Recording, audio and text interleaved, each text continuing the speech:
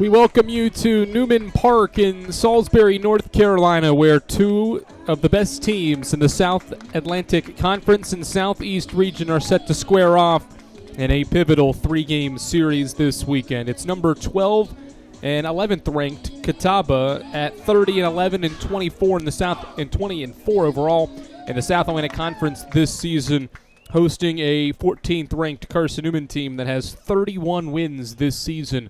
Just 12 losses and an 18-6 South Atlantic Conference record. Two teams with 30 wins plus in mid-April meet. With just two series to go, counting this one. Catawba has a two-game edge on Carson-Newman for first place in the South Atlantic Conference standings, and a really good weekend for the Indians could potentially seal the regular season crown. Meanwhile, Carson-Newman certainly still has plenty to play for in terms of its NCAA tournament hopes, but also for a chance at a regular season bid as well. The only way the Eagles can jump Catawba in the standings is by sweeping this weekend's series. There's a two-game edge, so if the two teams see one or the other sweep, that will certainly favor the team that does sweep and put the other in a tough position. Certainly Carson-Newman would love to get at least 2 of 3, which would put them one back heading into the final weekend of the season. But the Eagles have to do it against a Catawba team that made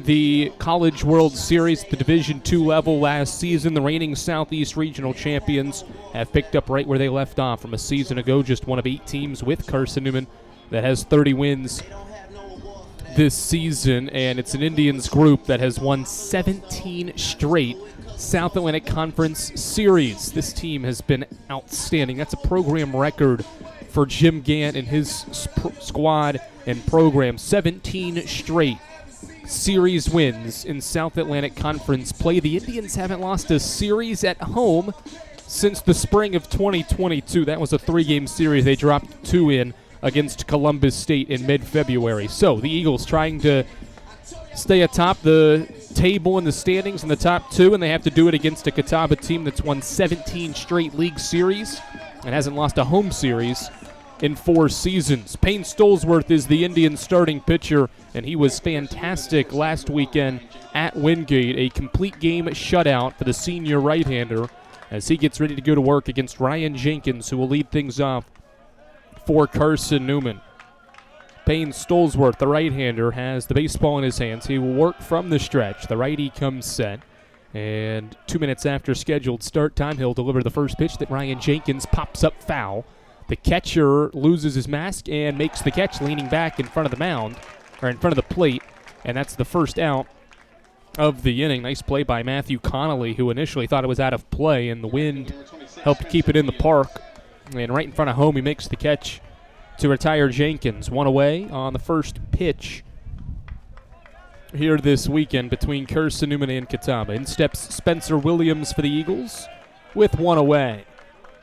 The righty Stolzworth pitches, and Williams shows bunt, pulls it back, and takes a fastball on the outer corner for strike 1. Should be an excellent weekend for baseball weather-wise here in Salisbury. 78 degrees here for the opener on this Friday evening, with the sun shining in blue skies as Williams slices one foul down the left side, and it bangs off the light pole for strike 2.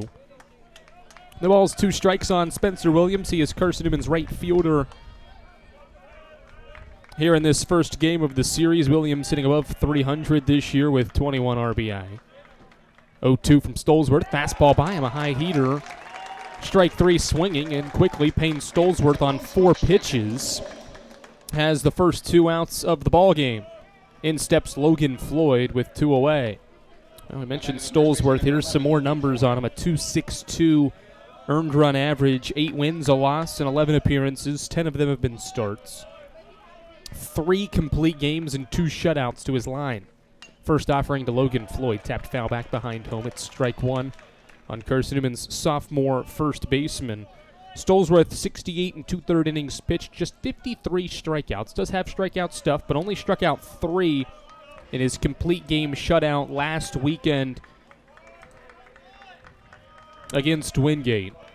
0-1. The batter, or to the batter, Floyd, as Stolzworth lifts and fires a breaking ball low and outside for ball 1 to Floyd.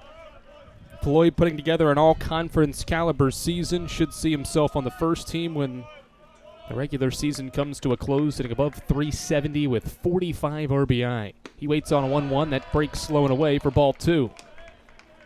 Floyd has hit safely in 13 straight games and has reached base safely in 22 straight. Those are both the longest streaks by an Eagles hitter this season.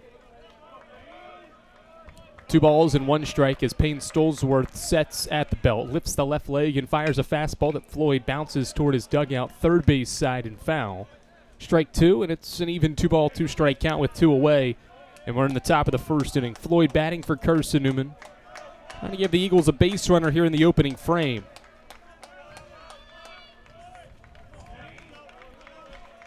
The righty Stolzworth sets. Glove is at his chin as he lifts and pitches a 2-2 that Floyd slices foul off to the right. Battle continues between Carson-Newman's top hitter and Catawba's top pitcher, Stolzworth. This is an Indians group as a staff has the second lowest earned run average as a team. Carson-Newman has the lowest pitching earned run average as a team this season. So 2 really good pitching teams set to square off as another 2-2 is in and missed by Floyd. A breaking ball, and Stolzworth tosses a 1-2-3 first for the Indians. He gets Williams and Floyd to strike out, and the Eagles go down in order. 1-2-3 in the first. Andrew Bench to the mound for Carson-Newman when we head to the home half of the first from Newman Park in Salisbury, North Carolina. After this on the Eagles Sports Network. Domino's Pizza in Jefferson City and Morristown wants to help feed your business. When you're hungry at lunch, show your business card at Domino's in Jefferson City and Morristown when you make your purchase for pickup or delivery to get 25% off the entire order. That's 25% off your order at Domino's in Jeff City and Morristown when you show your business card. Call 865-471-6700 to get a pizza. Domino's, the official pizza of the Carson-Newman Eagles. Insurance, it's about people, not things. It's about security. It's about confidence. It's about relationships. It's about trust. It's about you. As a local independent agent, Bible Insurance Agency can design an insurance program that's just right for you and your family. Give the people you love safe, sound, secure protection from Auto Owners Insurance. Call Bible Insurance Agency 423-586-4320 or go by 1600 East Andrew Johnson Highway in Morristown. Andrew Rogers, glad to welcome you back to Newman Park in Salisbury, North Carolina. We're scoreless as Catawba gets ready to come to bat for the first time today. And they'll do it against senior right-hander Andrew Bench, who is set to make his 5th start of the season. 4th straight weekend that he will start a conference series game for the Eagles. He's coming off a 5-inning performance against Lenore-Ryan in which he only allowed 2 earned runs and pitched well with runners on base. Struck out 3 in that start as well. He goes to work against an Indians group this season that is very balanced and averages 7.5 runs per game. Cole Hale's the top hitter. He hits cleanup. And leading off will be Dylan Driver.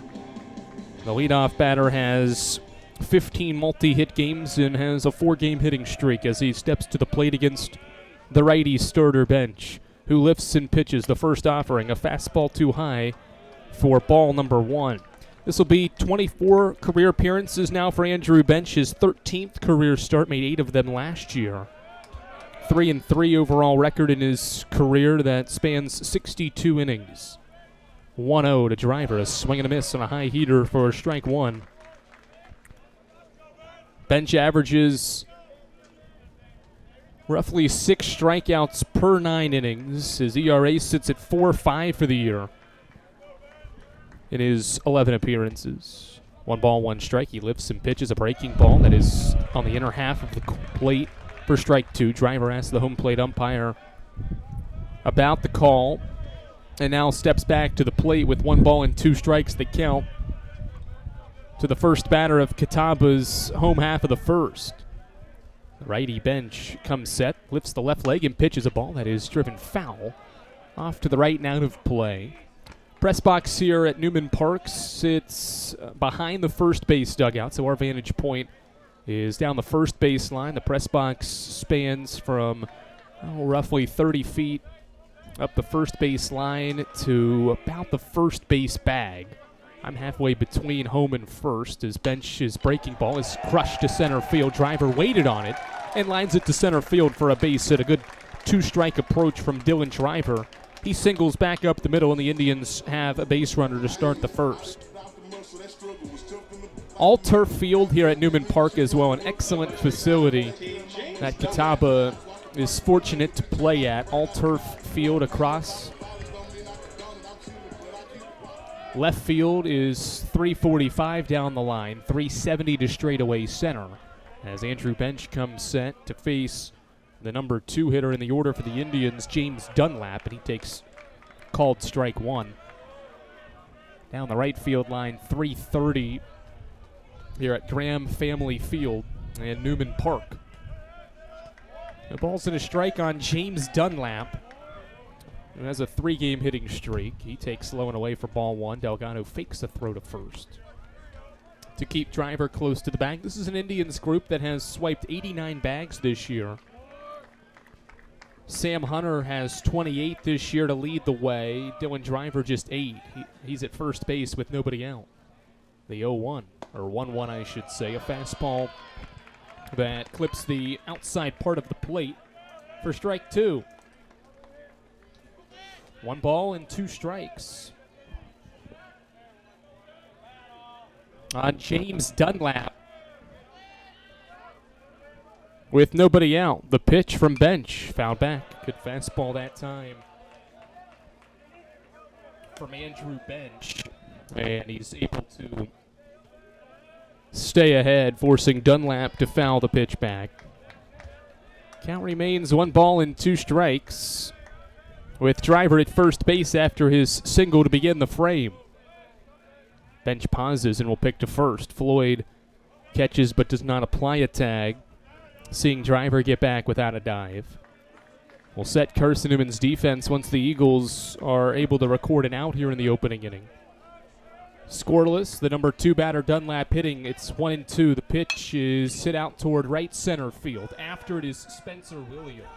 He'll get to it and make the play.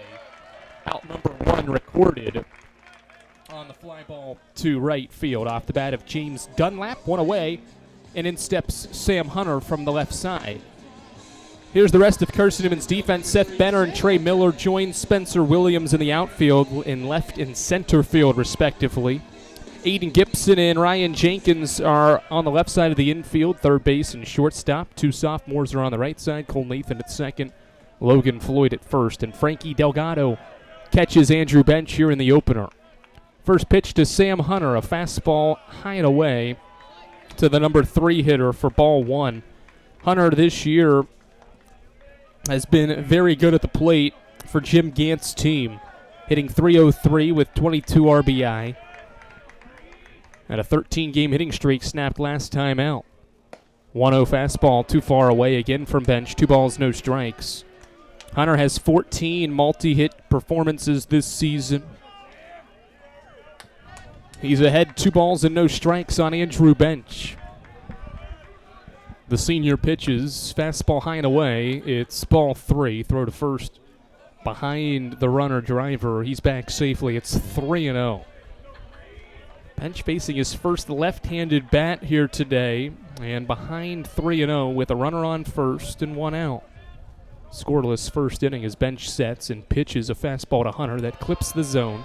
It was at the knees on the inner half of the plate. Strike 1 called. 3 balls, 1 strike. Runner at first, 1 away. Pitch clock down to 6 as Bench pitches a 3-1 to Hunter. That's grounded right side. Nathan slides to his left, throws to second for 1, back to first. Roll it up, a double play. Cole Nathan with a sliding stop to his left. He turns to throw to second, and Jenkins completes the double play. 4-6-3 turn by the Eagles. And Carson-Newman and Andrew Bench face the minimum in the first inning. We're through 1.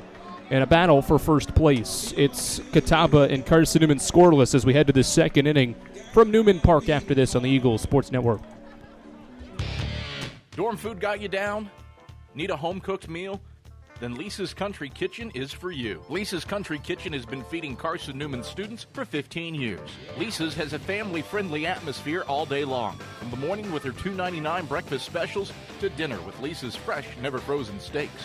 Carson-Newman students get a 10% discount with their student ID. Lisa's Country Kitchen on Route 92 off Old Andrew Johnson Highway. The best food for the best prices.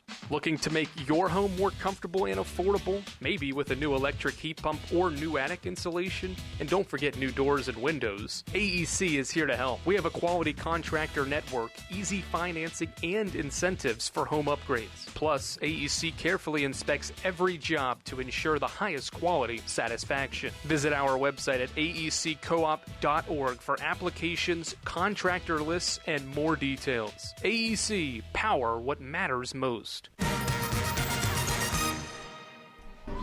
Much needed double play from Andrew Bench. He gets it from his defense. Cole Nathan starts it. Ryan Jenkins and Logan Floyd complete it. The 4-6-3 turn to end the frame. It's Carson-Newman's 34th double play defensively this year. They're 4th in the league in that category and 3rd in fielding percentage. Flashing the leather there as Cole Nathan steps in out of the cleanup spot for the Eagles to start the second inning against Payne Stolesworth. First pitch of the inning is a fastball that Nathan lifts foul off to the right for strike one. Stolesworth efficient in that first inning. Pop fly, strikeout to send the Eagles down in order. And now he faces Carson-Newman's second baseman Nathan, who has 16 multi-hit games this year and 11 with multiple RBI. 0-1, swing and a miss by Nathan. He was behind the changeup from the righty Stolesworth. It's strike two. This is Nathan's 6th straight game hitting in the cleanup spot. Well deserved. He has hit mainly in spots 5 through 8, but here as of late, his bat has been needed in the cleanup role. 0-2 pitch is lifted high out toward right field. The right fielder is in a couple of steps and makes the catch. That was Dylan Driver catching the fly ball off the bat of Cole Nathan for the first out of inning number 2. The rest of Catawba's defense goes like this. Left to right in the outfield, Logan Dyer with Sam Hunter and Dylan Driver in center and right field. Hunter Atkins is the third baseman. The shortstop today is Nathan Chrismon. The second baseman is Ty Hubbard. First base, James Dunlap. And catching today is Matthew Connolly for Stolesworth as the first pitch misses high and inside to Aiden Gibson for ball one.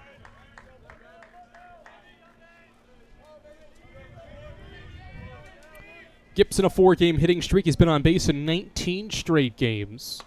Takes high and inside. It's 2 balls and no strikes on Carson-Newman's junior infielder, who's hitting .320 this year. Has 2 home runs this month. They were against Lenore Ryan in back-to-back games last weekend. Has 5 in his career now, as he waits on a 2-0 from Stolesworth, who pitches a breaking ball across the letters for strike one. Carson-Newman's in the navy blue uniforms today. Eagles across the front, white numerals on the bottom left corner of the front of the jersey and on the middle of the back of the uniform.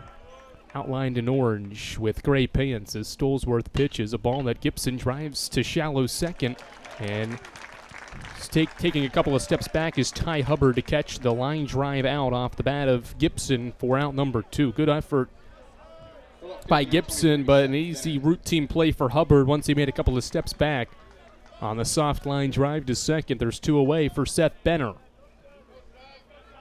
Catawba today has blue ball caps and a white C at the front of the cap. Pinstripe uniforms for the Indians with blue numbers as Benner golfs the first pitch high out toward right field. Dylan Driver off to his right a couple of steps, camps under it and makes the catch, and the Eagles retired in order for the second straight frame. Stolesworth pitches to contact, and his defense makes plays. 2 fly balls to right and a line drive to second, and the Eagles are hitless through their first 6 chances at the plate against Payne Stolesworth. Andrew Bench back to the mound, and we're scoreless through an inning and a half at Newman Park. This is Carson-Newman Baseball, and it's on the Eagle Sports Network. We love to cheer for our home teams, like the Eagles. It means more when we're rooting for the people we know. Did you know Tri-Lite is your home team internet provider? We're right here in Jefferson City, serving the people we know with our ultra-fast, ultra-reliable fiber broadband network. And we'd love to serve you. Learn more at trilite.net or by calling 833-847-0824. Go Eagles! How do you know you're in a community, not just a town? Well, strangers smile as they walk by. They refill your coffee without you asking. And when you ask directions, people offer to walk you there. Communities give more. The way you know when you walk into First Bank that you are in a real community bank. Great products, direct access to your local bankers, and relationships that can last a lifetime. Don't just have an account. Have a community with First Bank. Member FDIC.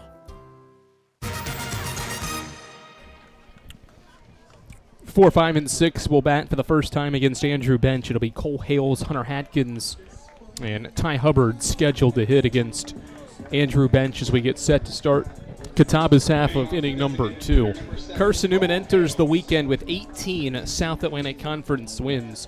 Those 18 wins are the second most in program history, the most wins in league play. In program history was 19 in 2021. Eagles have this one and 5 more to achieve that mark and surpass it. His first pitch swinging is Hales and fouling it back. Strike 1 on Catawba's DH here in game 1 of this series. The Eagles are 18-6 and have only dropped 1 series. That was at Coker the last time the Eagles went on the road for a 3-game set, as Bench's breaking ball stays elevated. 1 ball, 1 strike count. We're scoreless as Catawba bats in the second inning. Indians ranked 12th in the coaches' poll, 11th in the writers. 1-1. Hales hits one high out toward right center field. Spencer Williams and Trey Miller are after it. This ball is over the wall, and it sails out of the yard. A 1-1 fastball, and Cole Hales takes it over the right center field wall for his 6th home run of the year, and it's 1-0 Indians.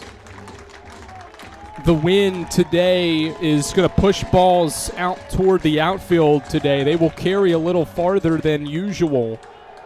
And Hales goes yard. Gusts will be up to 20 miles per hour today. It was a relatively light wind, but enough that helped that ball carry out. Williams and Miller in the gap were over there thinking they could catch it, but it just kept flying on them.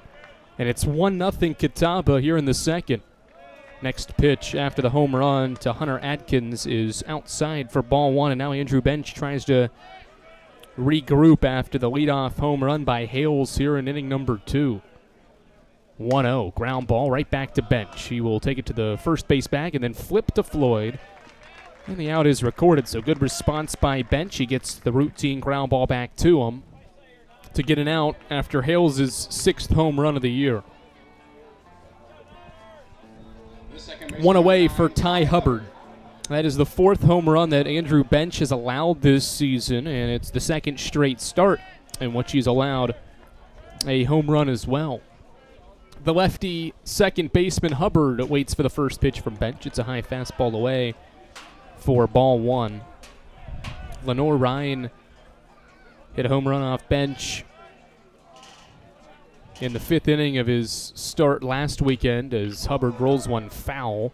It's a fair ball, and Hubbard never left the batter's box. I think he thought it was going to roll foul. Logan Floyd waited for it right on the line and makes the play. Hubbard never left the box. It's a 3 unassisted second out.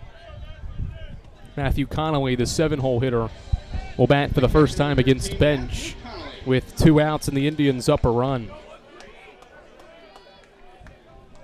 Connolly this year, a 5-game hitting streak entering this game. He's hitting .287 for the year. He takes a breaking ball from Andrew Bench. The curveball hits at the knees for strike 1. No balls and a strike with 2 outs, and the Indians ahead 1-0 here in the bottom half of the second.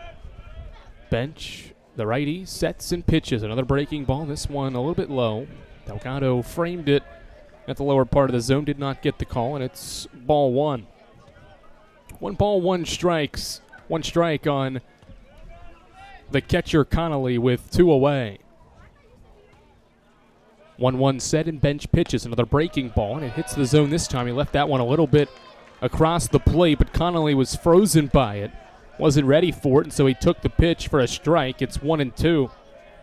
So bench trying to go 1-2-3 after the leadoff home run here in inning number 2 by Cole Hales. The senior right-hander sets at the belt. Deep breath and pitches. A fastball that's driven on the ground is short.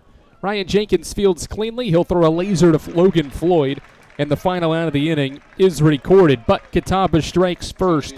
On the third pitch of the inning, Cole Hales launches his 6th home run of the year over the right center field wall. Indians have the early advantage as we head to the third. It's 1-0 here on the Eagle Sports Network. Domino's Pizza in Jefferson City and Morristown wants to help feed your business. When you're hungry at lunch, show your business card at Domino's in Jefferson City and Morristown when you make your purchase for pickup or delivery to get 25% off the entire order. That's 25% off your order at Domino's in Jeff City and Morristown when you show your business card. Call 865-471-6700 to get a pizza. Domino's, the official pizza of the Carson-Newman Eagles. Insurance, it's about people, not things. It's about security. It's about confidence. It's about relationships. It's about trust. It's about you. As a local independent agent, Bible Insurance Agency can design an insurance program that's just right for you and your family. Give the people you love safe, sound, secure protection from Auto Owners Insurance. Call Bible Insurance Agency 423-586-4320 or go by 1600 East Andrew Johnson Highway in Morristown. We get set to the top of the third inning. Payne Stolesworth has gone 6 up, 6 down for the Indians in his first 2 innings of work after coming off a complete game shutout last weekend at Wingate. He's been good early, and he'll face the bottom 3 hitters of Carson-Newman's batting order here in the series opener. Tanner Kilgore, Frankie Delgado, and Trey Miller. Carson-Newman's 3 hitters. Kilgore from the right side, the DH, will bat first in this 1-0 battle between second place Carson-Newman and first place Catawba. Stolesworth a long look in to his catcher Connolly. And now the right-hander from the left side of the slab comes set and lifts and pitches a high and inside fastball to Kilgore for ball 1. Well, we headlined Catawba's home success and recent success in South Atlantic Conference play at 17 straight series wins in league play. 1-0 to Kilgore. He taps it foul off Connolly's mitt for strike 1. Carson-Newman has struggled here in Salisbury, North Carolina. This is the Eagles' first trip since February of 2021. The Eagles came here and faced a 7th-ranked Catawba team and split the 4-game set, taking the series opener in the 3rd game of the series. 1-1 to the DH Kilgore. He rolls it to second base. Hubbard off to his left will field and fire to first for out number 1. This is a Catawba defense, by the way, that is first in the South Atlantic Conference and 3rd nationally with a .982 field percentage. They are excellent defensively. They've played error-free in half their games this year. So don't expect the defense to make many mistakes, and that one collected and played well by Hubbard for out number 1. 7 up, 7 down for Stolesworth as he faces Frankie Delgado now. First pitch, high fastball, ball 1. Carson-Newman has lost 9 of its last 11 meetings here in Salisbury and has not won a series against the Indians in a decade. 1 ball, no strikes. Stolesworth pitches, and Delgado's behind a high heater for strike number 1. Catawba holds the 70-46 advantage in this series. The Eagles, their last win in Salisbury, a series win in Salisbury, you have to go back to 2007. Delgado slaps the 1-1 fastball back to the padding behind home for strike 2, and it's a 1-ball, 2-strike count now on Carson-Newman's backstop with 1 away in the 3rd. The Eagles back on February 17th of 2007 swept a doubleheader to win the series, winning 9-7 and 5-3. 1-2 to Delgado. Breaking ball stays off the plate and low for ball 2. The Eagles only have 3 series wins all time here in Salisbury. Those are in 1996, 1998, and 2007. Hoping to add another this weekend. 2 balls, 2 strikes. Stolesworth pitches to Delgado. A breaking ball that Delgado swings and misses at. Strike 3. Stolesworth has his 3rd strikeout, and there's 2 outs in the 3rd. 8 up, 8 down start for Payne Stolesworth. And now he faces the 9-hitter Trey Miller.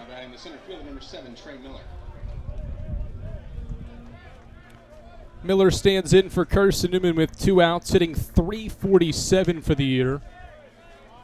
Miller this year has been really good, 11 multi-hit efforts and 6 games with at least 2 runs batted in. Waits on the first pitch from Stolesworth, checks his swing and fouls it off. 0-1. Good crowd on hand, excellent crowd on hand for this series opener between the Eagles and Indians. Carson-Newman's traveled well, with a majority of its fans behind the third base dugout and also camped out in some of the rows behind home plate, just off to the right of the third base dugout as Stolesworth sets for an 0-1. Miller shows bunt, pulls it back, and takes strike 2 called. 0-2 on Carson-Newman's center fielder as Stolesworth tries to start this game 9 up, 9 down against Carson-Newman. The right-hander sets with the glove at his chin, lifts and pitches to Miller, a breaking ball into the turf for ball 1.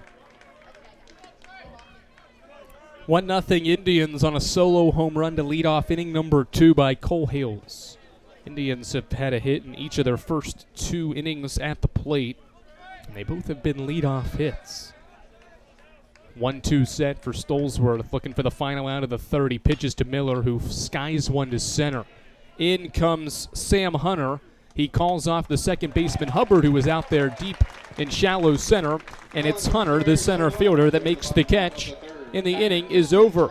Excellent start right now for Payne Stolesworth after a complete game shutout last weekend. He has picked up right where he left off from his start against Wingate 1 week ago. He sent the Eagles down in order in each of the first 3 frames. Bench back to the mound for Carson-Newman in a 1-0 game as we head to the home half of the 3rd. After these messages, this is Carson-Newman Baseball on the Eagles Sports Network. Dorm food got you down? Need a home-cooked meal? Then Lisa's Country Kitchen is for you. Lisa's Country Kitchen has been feeding Carson-Newman students for 15 years. Lisa's has a family-friendly atmosphere all day long. From the morning with her $2.99 breakfast specials to dinner with Lisa's fresh, never-frozen steaks. Carson-Newman students get a 10% discount with their student ID. Lisa's Country Kitchen on Route 92 off Old Andrew Johnson Highway. The best food for the best prices. Looking to make your home more comfortable and affordable? Maybe with a new electric heat pump or new attic insulation? And don't forget new doors and windows. AEC is here to help. We have a quality contractor network, easy financing, and incentives for home upgrades. Plus, AEC carefully inspects every job to ensure the highest quality satisfaction. Visit our website at aeccoop.org for applications, contractor lists, and more details. AEC, power what matters most. Pitcher of the Year candidate Payne Stolesworth is off to an excellent start. He has sent the Eagles down in order in each of the first 3 frames. Carson-Newman's without a base runner as Andrew Bench gets ready to pitch the bottom half of inning number 3. Bench has allowed 2 hits, just the 1 run off the solo home run by Cole Hales. No walks, no strikeouts as he gets ready to face his 8th batter of his 5th start of the year.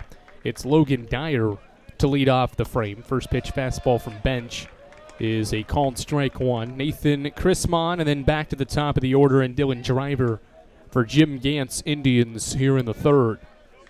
0-1 set for the senior right-hander Bench. He pitches a breaking ball that is swung on and missed at by Dyer for strike 2. 0-2 the count on Logan Dyer, who is making his 10th start of the year today. 0-2 set, the pitch from Bench. High fastball, Dyer lays off. 7 hits for Dyer in 28 at-bats, hitting .250, 4 RBI on the year. Draws the start today for Jim Gant's club in the 8th spot in the batting order. 1-2 from Bench. Fastball, a half-hearted effort, and Dyer was able to get a piece of it on an inside pitch. Just clipped his bat for a foul ball, and it remains a 1-2 count on Catawba's left fielder here in the third. 1-0 Indians. Bench sets for another 1-2. Breaking ball stays elevated. 2 balls, 2 strikes. The right side of the field here at Newman Park is all soaked in sunshine. The left side of the diamond is in shade as Bench pitches. A breaking ball right down the middle. Called strike 3. 1 away here in the third. First strikeout for Andrew Bench, and he gets Dyer looking for strike 3.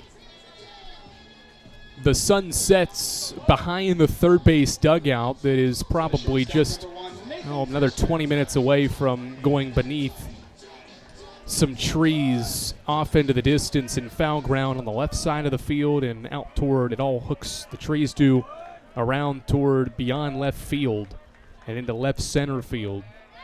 As Andrew Bench has a little bit of that sunlight on him as he pitches a first offering to Crismon that's hit out towards center field. Ball goes banging off the wall. Miller plays the hop perfectly and throws a laser in to keep Crismon to just a 1-out double. Shortstop got a hold of that first pitch fastball from Andrew Bench to drive it to straightaway center. The park holds it for a 2-bagger for the 9-hitter. He's got a 6-game hitting streak now. And back to the top of the order for Dylan Driver.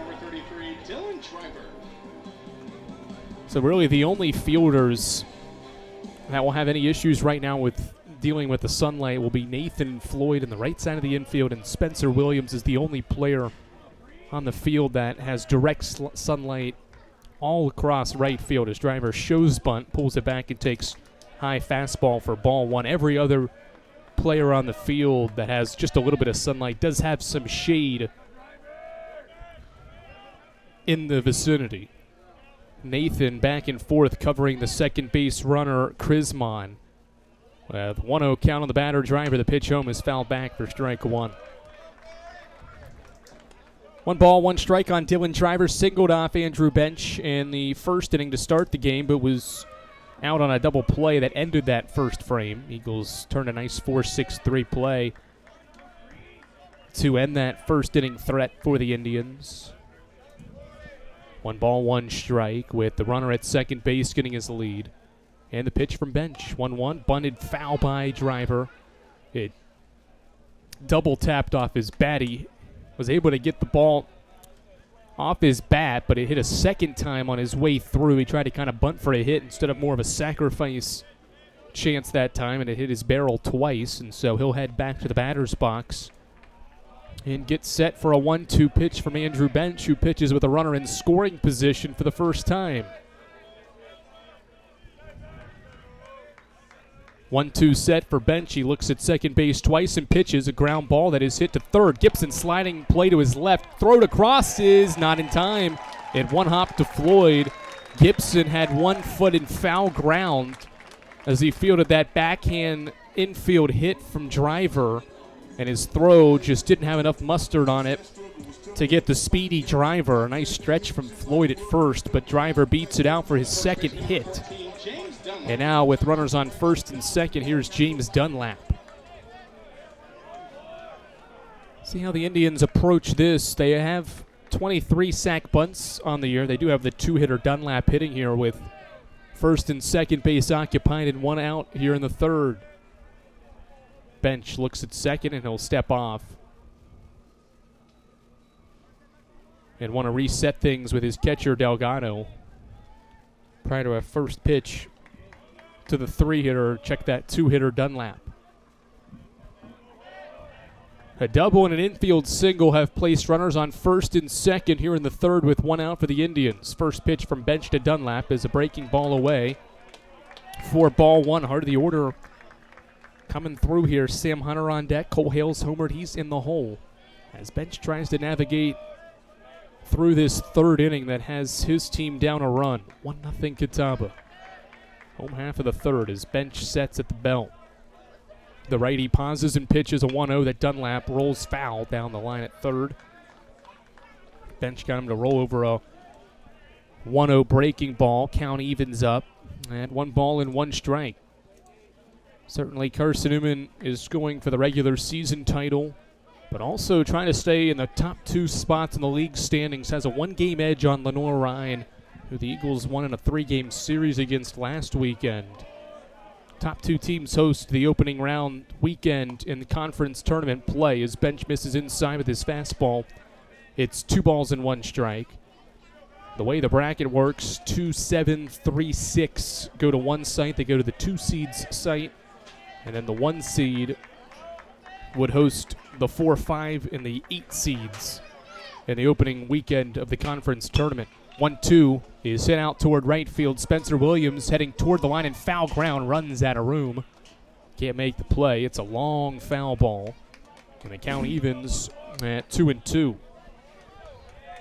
Williams had a long run. There's not a whole lot of foul ground on either side of the line in left field or right field.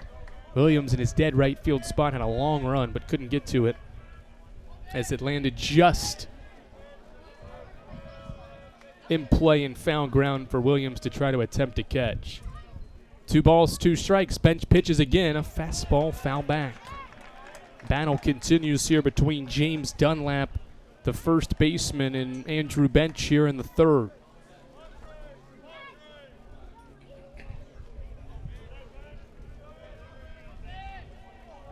Two balls, 2 strikes.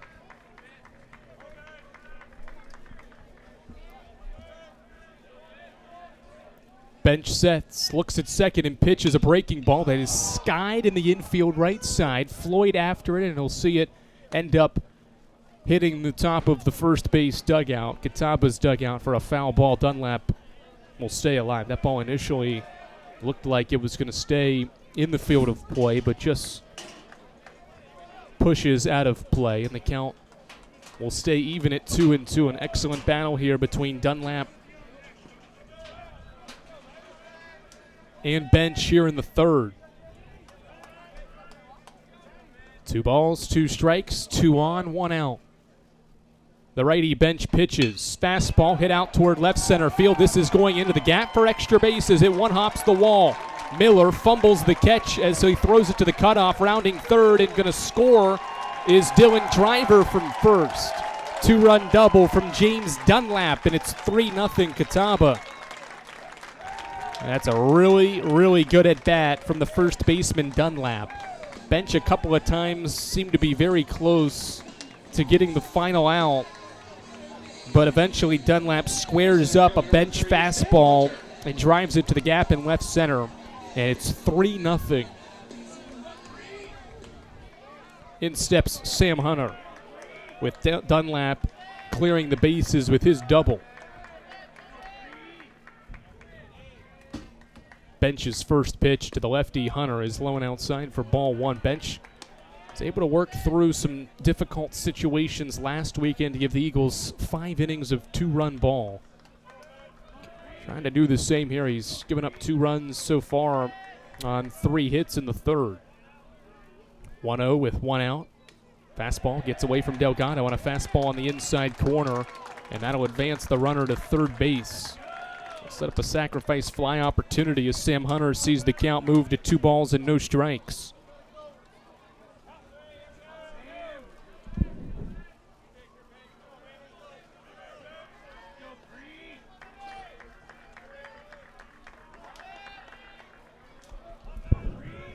Two balls, no strikes on the 3-hitter Hunter. Bench's fastball fouled off as it goes bouncing around in the parking lot behind third base in the dugout. Strike 1. 2 balls, 1 strike here in the 3rd. It's a 3-0 Catawba advantage on Carson-Newman. 2-1 from Bench. Hunter slaps it foul behind Jim Gannett third in his coach's box, and once again Bench in a battle. It's a 2-ball, 2-strike count with 1 out and a runner at third here in the 3rd. The Indians up 3. The righty bench comes set. He looks at third and now pitches a 2-2 to Hunter. Fastball low, 3-2. Good take from Hunter. It was framed by Delgado. Seemed to be close in the zone, but Hunter takes ball 3 to move the count to full. 3 balls and 2 strikes. The righty bench pitches. Hunter hits it toward left field. Seth Benner near the line will make the catch on the run. Runner will tag from third base. Benner's throw is on the line, but it's late, and it's 4-0. Sam Hunter does his job. A sacrifice fly scores Dunlap after he advanced to third on a wild pitch, and the Indians have scored 3 times in the third to lead by 4. Hunter drives in his 23rd run of the year with a sac fly to left. Now Cole Hales, who homered last half inning, to face bench for the second straight inning.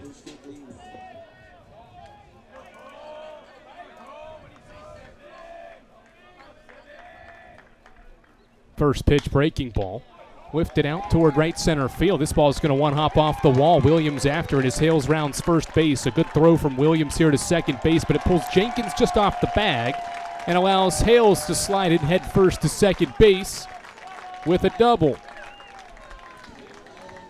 Third double of the inning for the Indians. Their 4th extra base hit of the 6 they have recorded.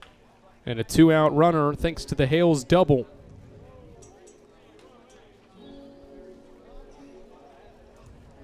Two outs, time called, and Tom Griffin wants to chat with his infield and his starting pitcher, Andrew Bench, with 2 away as Bench gets set to face his 7th batter, or 8th batter, I should say. No, 7th batter is correct, of the inning.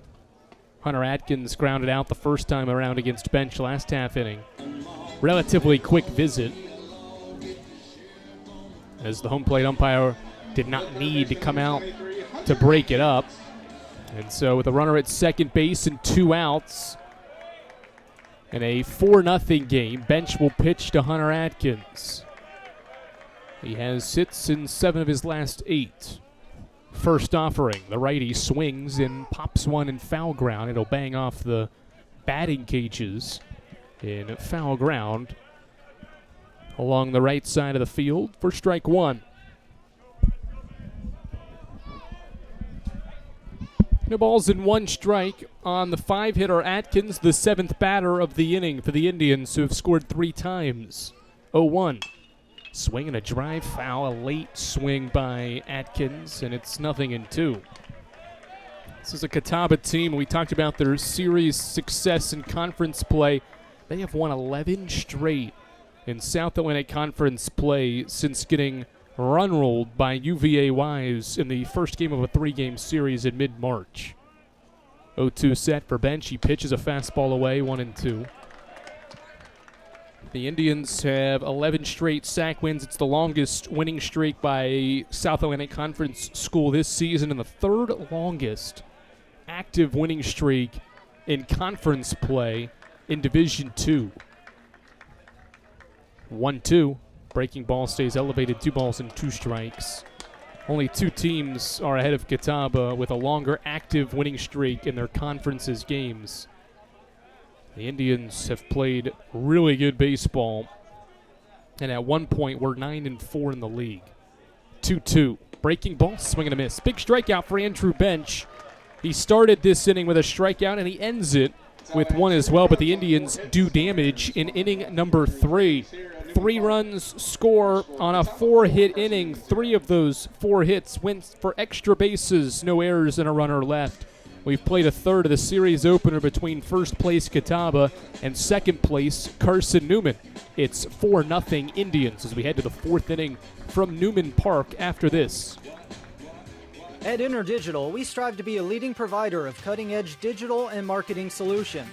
At InterDigital, we want to help our clients find success. Our team of technology gurus work together to ensure InterDigital continues to progress forward as technology advances. At InterDigital, we make technology work for you. Visit interdigital.com for IT support, web development, virtual tours, graphic design, internet marketing, mobile app, and film production services. InterDigital, laser focused on your success. Serving East Tennessee for 40 years, Magaha Electric is the perfect choice for all your electrical projects. Magaha Electric specializes in commercial, retail, manufacturing, residential, and industrial contracting needs. Magaha Electric can provide superior service, technical know-how, and realistic budgeting for any size project in a timely, cost-effective manner. Visit MagahaElectric.com for all your electrical contracting needs. Magaha Electric, your East Tennessee electrical contracting source.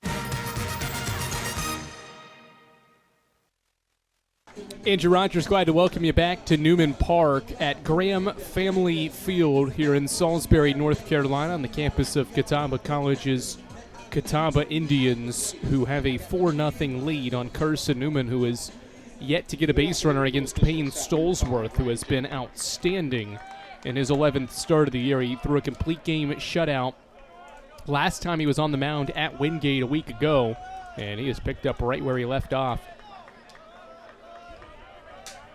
on the road last weekend to pitch 3 perfect innings against the Eagles so far. Back to the top of the order, Ryan Jenkins takes first pitch fastball to start inning number 4. Jenkins popped out as he swung at the first pitch and popped out to the catcher Connolly, I should say, in inning number 1. The ball's in a strike. The pitch to Jenkins gets away from Connolly. It was low and outside for ball 1. Here's how the first 3 frames went. Pop out, strikeout, strikeout, fly out, line out, fly out, ground out, strikeout, fly out for the Eagles. And now back to the top of the order as Stolesworth works through this order for the second time. 1-1 to Jenkins is grounded foul. That is strike 2. Jenkins has 8 multi-hit games this year, a hitting streak as long as 7 games this season, as drove in multiple runs in 8 games this year, tying for the 3rd most on his team. 1 ball, 2 strikes, 4-0 Indians in the 4th, the 1-2 from Stolesworth. Jenkins checked his swing, ball gets away. The appeal says Jenkins held up. Count evens, 2 balls, 2 strikes. See what the Eagles can do offensively. Very similar numbers to Catawba in the offensive categories. Carson-Newman, as an offense this season, is ranked in the top half of the league all year, as Stolesworth sets at the belt for a 2-2, pitches to Jenkins, a ball that's grounded softly to short. Fielded cleanly by Chrismont, he throws to first, and Dunlap snares it for out number 1. 10 up, 10 down start for Stolesworth as he faces Spencer Williams now with 1 out in the 4th. Carson-Newman offensively is batting .312. That's the 2nd highest batting average in the league this year. The Eagles have the 2nd most runs scored and average the 3rd most per game. Struggling right now against Payne Stolesworth, whose first pitch changeup is inside to Williams for ball 1. Williams, his first time around, went down swinging on strikes.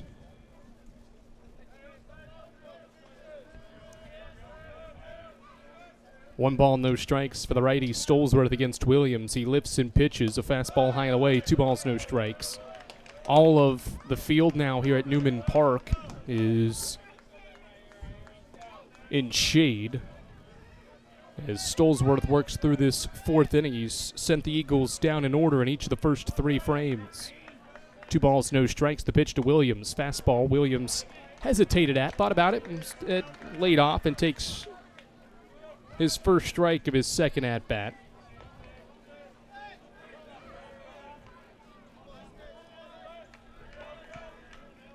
(2-1). Breaking ball into the turf. Williams wise to stay away from it, and it's a 3-ball, 1-strike count as the Eagles try to get their first base runner here in the opener against the Indians.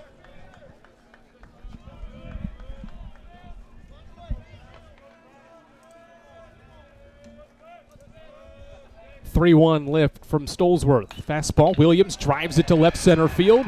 for a base hit. After it's Hunter into the gap, and he'll hold Williams to a single, but Carson-Newman has its first base runner on a line drive single to left center field. Williams barreled that ball up to hit it on a line for a base hit, and in steps Logan Floyd. It's a good piece of hitting by Williams, and a hitter's count as well. Was waiting on a nice pitch to hit.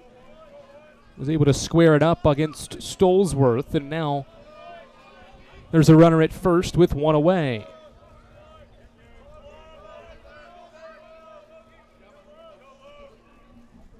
First pitch to Logan Floyd on the way. A fastball at the knees for strike one. Stolzworth started last year against Carson-Newman. 5 innings of 4-run ball. 2 walks, 3 strikeouts. He pitched 2 scoreless innings to start, and then the Eagles got to him in the third, where he gave up 4 runs. That was the middle game of the series. 0-1. Floyd hits it off the end of his bat to first. Fielded by Dunlap. They'll throw to second. Double play not completed. Floyd hit it off the end of his bat right to first, where Dunlap tagged the bag with his left foot and then threw to second. They had to tag Williams, though, because it was no longer a force out at second, and they could not apply the tag in time. Williams slides in safely. So Williams at second base on the 3 unassisted out at first. And the 2-out batter is Cole Nathan as Carson-Newman tries to score its first run of the opener. Down 4-0 in the 4th. Stolzworth comes set. The righty lifts and pitches to Nathan. A breaking ball into the turf for ball 1. 1-0 on Cole Nathan.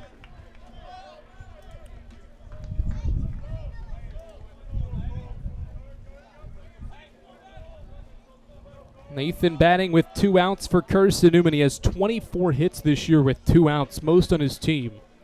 Hitting .436 in these situations this year. Stolzworth will step off and just fake a toss to Williams, who was not covered near the second base bag, and Stolzworth just wanted to reset with his catcher, Connolly, who gives him the sign. The righty sets, looks at second, and pitches a 1-0 to Nathan. Nathan waited on the breaking ball, decided not to swing at it, and takes strike number 1. 1 ball, 1 strike. Williams with the 1-out single. He's moved to second with 2 outs in a 4-0 game. Eagles trying to strike first. Or strike for the first time. 1-1. Nathan hits it back up the middle for a base hit. Williams rounding third, and Carson-Newman's on the board. More 2-out hitting from Cole Nathan, and it's 4-1. His 25th base hit this year with 2 outs. Starts the scoring for Carson-Newman in Salisbury. Nathan has 40 RBI for the year, and it's 4-1. Good piece of 2-out hitting to hit that one right back up the middle on the ground. 2 singles now in the frame for the Eagles. Williams scores with ease from second, and now Aiden Gibson. Good response by Carson-Newman to get at least 1 back here in the 4th after the Indians had scored 4 in each of the last 2 innings. Back safely on a head-first dive to the bag at first is Nathan, as Gibson bats with 2 outs in a 3-run game. Catawba's ace, Stolzworth, sets. He pauses and pitches. Nathan takes off, and Gibson crushes this one to left field. It sinks, though, and coming in to make the catch is Dyer. It was hit well, but sinking late allowed Dyer to sprint in to make the catch to time it well, and the inning is over. But 2-out hitting from Cole Nathan drives in Carson-Newman's first run here in the series opener. Eagles on the board, but trailing by 3. It's 4-1 through 3.5 from Newman Park. We're back for more Carson-Newman baseball after this on the Eagles Sports Network. Domino's Pizza in Jefferson City and Morristown wants to help feed your business. When you're hungry at lunch, show your business card at Domino's in Jefferson City and Morristown when you make your purchase for pickup or delivery to get 25% off the entire order. That's 25% off your order at Domino's in Jeff City and Morristown when you show your business card. Call 865-471-6700 to get a pizza. Domino's, the official pizza of the Carson-Newman Eagles. Insurance, it's about people, not things. It's about security. It's about confidence. It's about relationships. It's about trust. It's about you. As a local independent agent, Bible Insurance Agency can design an insurance program that's just right for you and your family. Give the people you love safe, sound, secure protection from Auto Owners Insurance. Call Bible Insurance Agency 423-586-4320 or go by 1600 East Andrew Johnson Highway in Morristown. Carson-Newman went into the fourth inning without a base runner, left the inning with one run I should say, on 2 base hits, and it's a 4-1 game as Andrew Bench gets set to pitch to Ty Hubbard, the left-handed hitting second baseman. Will lead off the home half of the fourth for the 11th ranked Catawba College Catawba Indians here at Newman Park. First pitch of the inning, Hubbard shows bunt, pulls it back, and elects to pull it back wisely because the pitch from Bench was outside for ball number 1. 1 ball, no strikes, and the leadoff batter Hubbard. He's the 6-hole hitter, 7 and 8 to follow Connolly and Dyer. Hubbard swings, fouls the next pitch back. Count evens at 1 ball and 1 strike. Carson-Newman and Catawba meeting for the second straight season. The Eagles dropped the first 2 games of last year's series in Mossy Creek and then walked off the Indians in the series finale to salvage 1 game as Bench misses inside and low for ball 2 to start this 4th inning.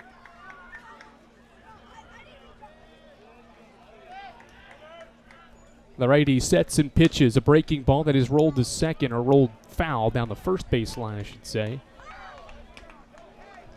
And it's an even count of 2 balls and 2 strikes to start things here in the home half of the 4th.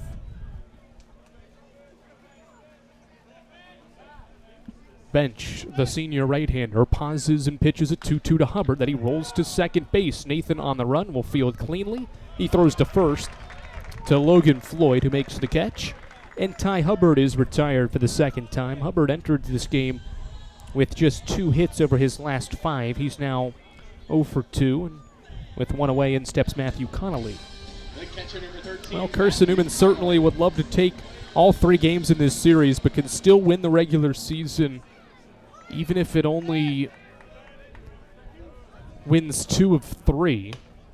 First pitch fastball from Bench is too high to Connolly. It's a 2-game deficit for the Eagles, so should the Indians win one of these games against the Eagles,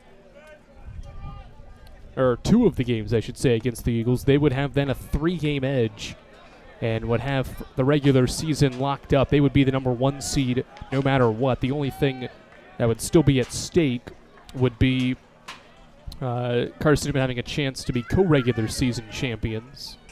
That would involve the Eagles needing to sweep and the Indians needing to get swept next weekend, as Bench, after a 1-0 miss, is back in the zone with a 2-0 strike. It's 2 balls and 1 strike to Connolly with 1 away here in the 4th inning. The right-hander Bench takes a deep breath and pitches a breaking ball that Connolly crushes. It hooks foul down the left field line. Strike 2. Connolly was in front of that Andrew Bench curveball. And it's 2-2. So Carson-Newman's got to win this series to realistically have any chance to be regular season or co-regular season champions. This is basically the series that will decide the regular season. 2-2 from Bench. Breaking ball. Connolly waits on it and floats it to center field. This ball sinks in front of Trey Miller for a 1-out base hit. Last time the Indians had a 1-out base hit, that was in the 3rd inning, and they scored 3 times. In steps Logan Dyer with 1 away and Connolly at first base. Certainly we'll keep you up to date with how Lenore Ryan does this weekend with Tusculum in town. Final home series for the Bears in Hickory this weekend. Bears have 3rd place right now in the standings as Dyer rolls 1 to 3rd. Gibson loses it out of his glove, still goes to 2nd, and the out is recorded. They won't be able to make a play to 1st. Gibson with stick-to-itiveness, as that ball was hit so hard off the bat of Dyer that it popped out of Gibson's glove. but he stayed with it and lobbed a throw to Nathan at second base for the force out. And now Jim Gant wants a discussion with the bases umpire, the third base umpire that was behind the mound that made the call at second for the force out. Certainly looked to be pretty close from our vantage point behind first. Hard to tell what unfolded. It's a 5-4 put out to get Connolly. Now Dyer takes his spot at first, and there's 2 outs for Nathan Crismon. Crismon started the third inning with a double he later scored on. James Dunlap's double.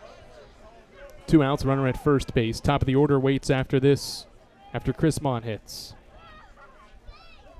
First pitch from bench. Breaking ball stays high and inside. 1 ball, no strikes. Right now, the Bears and Pioneers underway. Most of the games starting this weekend, and the series openers were at 6 o'clock as well. Bears have a 4-1 advantage on the Pioneers in the third inning. 1-0 set for bench. Check swing. He didn't go first, or throw down to first. Not in time. They actually do say that the checked swing by Crismon, he did not hold back, and so it's strike one. 1-1 count. Only game that's final so far today. Emory and Henry run rules Mars Hill 19-6 in 8 innings as bench picks to first base. Wingate Limestone played earlier today as well. Wingate wins 8-5 thanks to 5 runs in innings 7 and 8 after being down 2.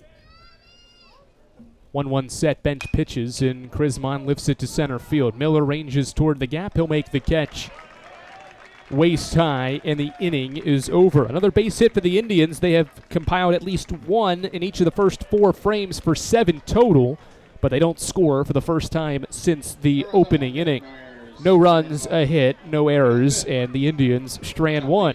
We've played 4 innings. It's a 4-1 advantage for first place Catawba here at Newman Park in Salisbury, North Carolina. Carson-Newman back to bat for the 5th inning. Seth Benner leads us off when we come back here on the Eagles Sports Network. We select our insurance companies the same way you do, very carefully. When you work with us, you can count on receiving fast, courteous, and professional service and quality protection through Auto Owners Insurance. For a no-problem approach for your life, home, car, and business insurance needs, ask us about the No Problem Company, Auto Owners Insurance. Call Bible Insurance Agency at 423-586-4320 or go by 1600 East Andrew Johnson Highway in Morristown, serving the Lakeway area's insurance needs since 1931. We love to cheer for our home teams, like the Eagles. It means more when we're rooting for the people we know. Did you know Tri-Lite is your home team internet provider? We're right here in Jefferson City, serving the people we know with our ultra-fast, ultra-reliable fiber broadband network. And we'd love to serve you. Learn more at trilite.net or by calling 833-847-0824. Go Eagles! Andrew Rogers, glad to welcome you back here on the Eagles Sports Network from Salisbury, North Carolina, in a battle for potentially the regular season title and for first place in the South Atlantic Conference baseball standings. First place Catawba by 2 games has a 4-1 edge on Carson-Newman in this series opener as Seth Benner comes to the plate for the Eagles against Payne Stolesworth here in inning number 5. The righty lifts and pitches a inside breaking ball called strike 1 at the letters to Seth Benner. Benner getting the start in left field today for the Eagles, sitting above 300 for the year. Waits on a 0-1 lift from Stolesworth. Benner hits one well out toward left field. The left fielder Dyer going back to the warning track, and he's got enough room to make the catch. Benner squared it up, but just didn't have enough on it as it ranged toward the left center field gap, a part of the park in left that's a little bit deeper than straight out toward left field. Down the line's 345. It's probably closer to 360, 370 in the gap, and that's where Benner hit that one to the warning track. Long fly out for the first out of inning number 5. Well, Tanner Kilgore stands in against Stolesworth for the second time, I should say. And will reach base for the first time. He was hit by an inside fastball, and Carson-Newman has a base runner with 1 away here in the 5th. Second straight weekend, Kilgore's been plunked by a pitch. The catcher, number 8, Frankie Delgado. And the one-out batter is Frankie Delgado. Stolzworth has been excellent this year. We mentioned that he has 10 starts rather on the year. And in all but one, he has gone 6 innings.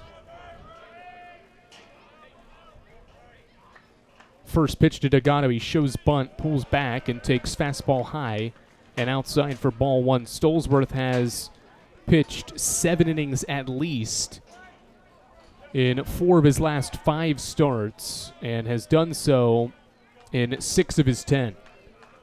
He gives this Indians group length as he pitches a 1-0 fastball to Delgado for strike 1. He's pitching into the 5th inning right now and navigating his way through the Carson-Newman batting order for the second time. 1 ball, 1 strike on Delgado with 1 out and 1 on in a 4-1 game in the 5th. The pitch. Breaking ball, throw down to first. Kilgore back safely on a head-first slide to first as Connolly tried to backpick him. 2 balls, 1 strike on Carson-Newman's catcher, Frankie Delgado. The Eagles trying to rally from down as many as 4 early in this game, trailing by 3 in the top of the 5th right now. Pick to first base, and Kilgore back without a tag applied. Delgado hits .290 this season. He's got 10 RBI. He's been on base more than 41% of the time he's come to the plate as well. Another pick to first base. Little game management here from Stolzworth, trying to manage the base runner, Kilgore at first base. Certainly he's not looking to steal, but it could be a sacrifice opportunity. 2 balls, 1 strike. Stolzworth sets. Delgado does not bunt, or show bunt at least. And he swings and pops 1 foul for strike 2. Count even, 2 balls, 2 strikes now.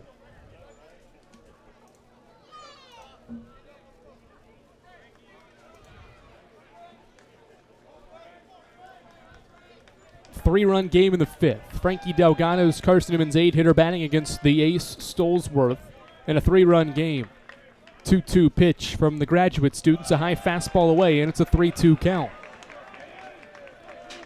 9-hitter Trey Miller waits on deck. He hits .350 for the year.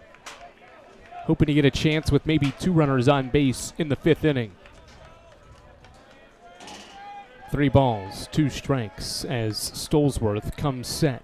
The senior right-hander pitches. High fastball, ball 4.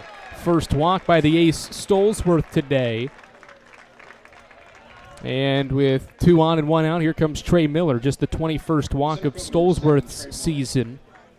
He did walk 3 last weekend against Wingate, has walked as many as 4 in a start this year. Walks his first here in the 5th, and the Eagles dugout starting to get a little active and excited along the third base side. They've got multiple runners on base for the first time today. Here's Trey Miller with 2 on and 1 out. First pitch. It hits Trey Miller. An inside fastball. Stolzworth says that Miller leaned into it. And I think they're going to send him back toward home plate. They're going to say Miller leaned into that inside fastball and did not attempt to get out of the way of it.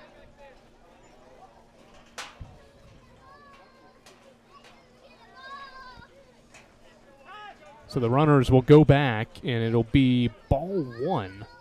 And time called, and the Indians are going to talk things over as, even though that won't go down as a hit by pitch, starting to lose it a little bit is Payne Stolzworth here in this 5th inning as Tom Griffin chats with Catawba's third baseman as only the pitcher and catcher have a chat with Catawba's pitching coach out on the mound. 2 30-win clubs meeting here in Salisbury, North Carolina. The Indians are 30-11. Carson-Newman's 31-12. We've got a good one brewing right now. The Indians scored the game's first 4 runs in innings 2 and 3, and Carson-Newman's threatening here in the 5th after scoring once in the 4th.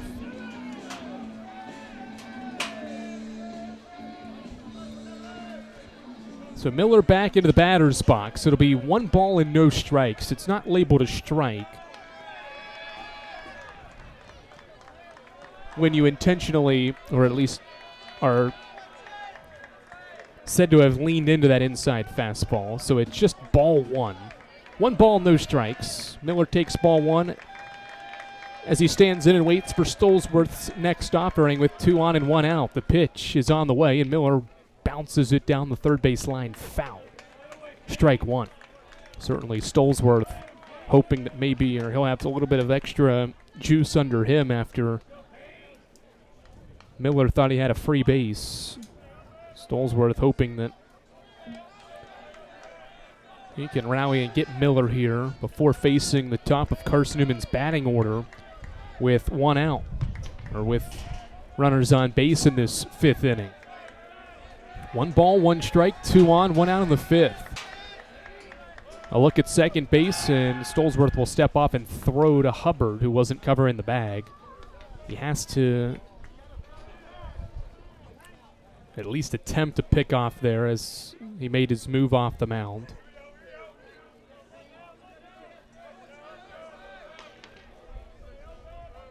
One ball, 1 strike. A long look in here for the graduate student Stolzworth. Pitch clock's down to 2 and 1. He barely gets it off, and Miller grounds it to third. Adkins to second for 1. Runner is safe at second base.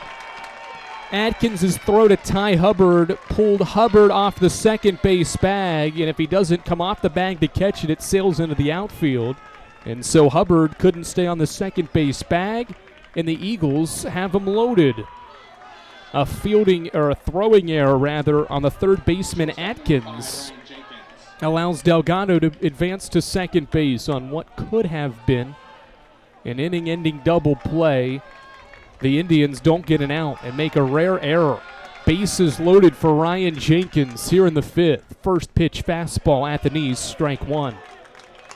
Jenkins hit with the bases loaded against King on Wednesday and cleared him with a double to left field. That was Ryan's second hit with the bases loaded this season. He's 2 for 9. 1 out. They're loaded in a 3-run game as Jenkins drives 1 to center field, moving toward the gap and diving and laying out and not getting to it is Hunter. 1 run is in. Miller's trying to catch Delgado. Miller's rounding third. Here's the throw to the plate. Miller scores! Another bases clearing double from Ryan Jenkins, and Carson-Newman ties the game at 4. Trey Miller was step for step with Frankie Delgado and had to wait for Delgado to score, and then Trey just casually slides his left foot in to home plate, avoiding the tag from Connolly, and it's 4-4. A 3 RBI double from Ryan Jenkins. Second straight game, he clears the bases with a double. Kilgore, Delgado, Miller score to tie the game at 4. And now the go-ahead run at second base for Spencer Williams in a 4-all game. First pitch, the lefty Williams bounces into the turf for ball 1. No activity for the Indians right now in the bullpen as Stolzworth all of a sudden has struggled in these last 2 innings. He sent the Eagles down in order in each of the first 3 frames and has now seen Carson-Newman tie the game at 4 thanks to 4 unanswered. 1-0 set for the graduate student to Williams, and a fastball inside and low. It's 2-0. Frustration from Stolzworth as he kind of flings his glove to his side, catching the ball from his catcher Connolly.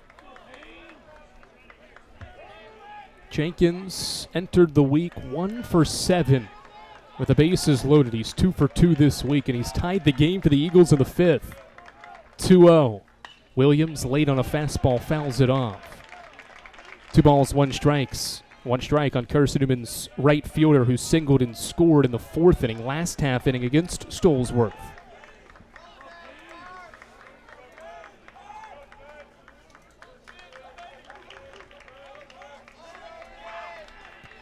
Two balls, 1 strike. Stolzworth looks at second base. The pitch to Williams. Late is Williams on the fastball. He did foul it off, though. Back behind home, and the count evens up again. 2 balls, 2 strikes. New baseballs for the home plate umpire will delay the 2-2 pitch to Spencer Williams. Jenkins in his bases clearing double. He's at second base in a 4-all game in the 5th. 2-2 set for Stolzworth. The pitch to Williams. Williams lines it to left center field for a base hit. Jenkins will score without a throw, and Carson-Newman leads 5-4. Nifty rip by Williams. He goes opposite field for his second straight single off Stolzworth. And Carson-Newman's erupted for 4 runs here in the 5th to take its first lead. And now Logan Floyd. Eagles trying to play add-on now, as the Indians do have some activity. And foul ground along the right side, a right-hander loosening for the Indians as Stolzworth has struggled in the 5th inning to get outs. First pitch to Floyd, a breaking ball at the knees for strike 1. A leadoff, or a fly ball out to start this inning, and then Carson-Newman's gone hit by pitch, walk, fielder's choice that allowed Miller to reach, double, single. Last 2 hits have been RBI base hits as well. Pick to first, Williams back safely. Carson-Newman had 1 hit entering the inning and has, or check that, 2 hits entering the inning and has back-to-back to take a 1-run lead. 5-4 in the 5th. 0-1 set, Stolzworth pitches to Floyd. A fastball dropped. Williams is taken off for second. Connolly's throw got Williams. Spencer Williams got a good break on that ball into the turf, but a good throw and strong throw by Connolly. Guns down Spencer Williams at second base. The second baseman, Hubbard, applies the tag to gun down Williams. 2-4 put out at the second base bag for the second out, and now Stolzworth a strike away from getting out of this dreadful 5th inning. No balls, 2 strikes, the lift and the pitch to Floyd, a high fastball overthrown, well over top. Connolly, the catcher, who was up out of his stance and still could not catch it. 1-2. Eagles have their first lead. Indians scored the first 4 in the 2nd and 3rd innings. Carson-Newman has the last 5 runs. 1 in the 4th and 4 here in the 5th. 1-2 with nobody on to Floyd, and he hits it sky high to left. The left fielder Dyer is after it into foul ground.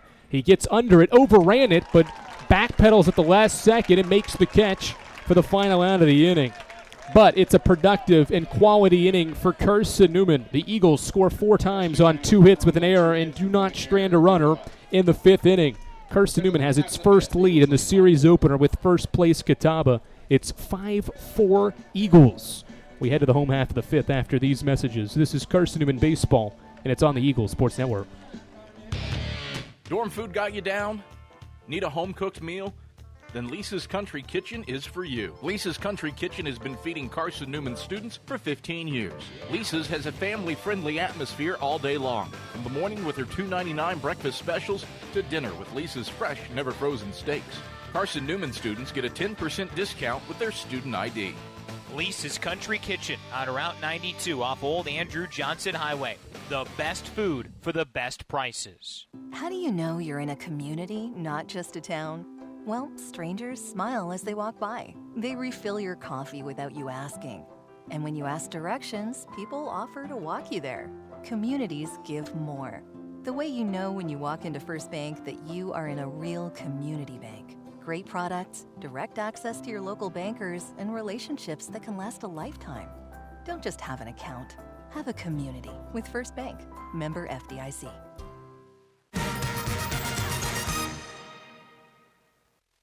Carson-Newman goes to the bullpen for the first time. 4 innings is all that Andrew Bench will pitch in his 5th start of the year.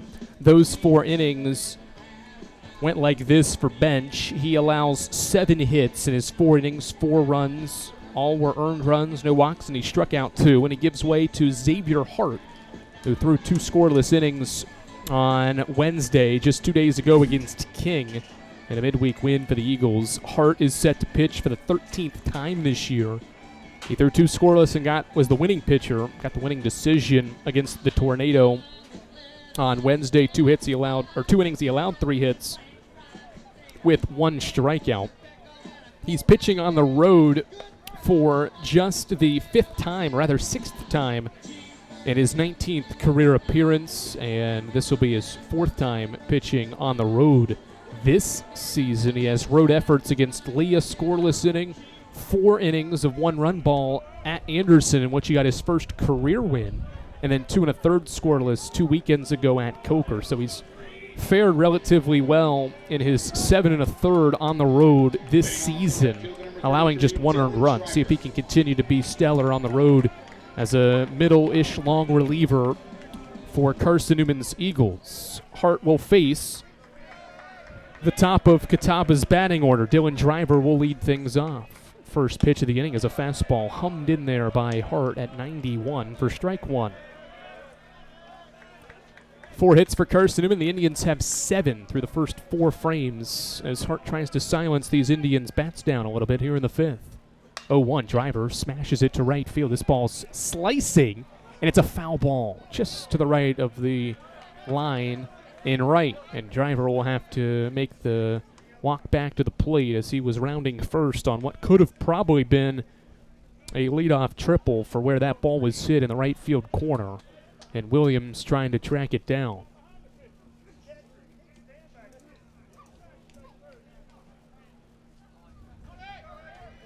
No balls, 2 strikes. Hart's ahead on his first batter in his 13th relief appearance of the season.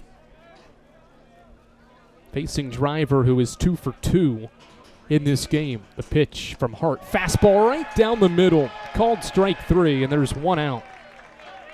Good fastball by Xavier Hart. A 3-pitch strikeout of Dylan Driver, and there's 1 out in inning number 5. The first baseman, number 14, James Dunlap. In steps James Dunlap with 1 away in inning number 5 as Hart faces Dunlap for the first time with 1 away. The pitch is a fastball at the knees for strike 1. Hart's in an early groove here, pitching against the Indians for the first time in his career. 4 pitches, they've all been in the strike zone. No balls and 1 strike as the senior right-hander lifts and pitches a fastball again to Dunlap. And he wasn't ready for it. He doesn't swing at it. It's across the plate for strike 2.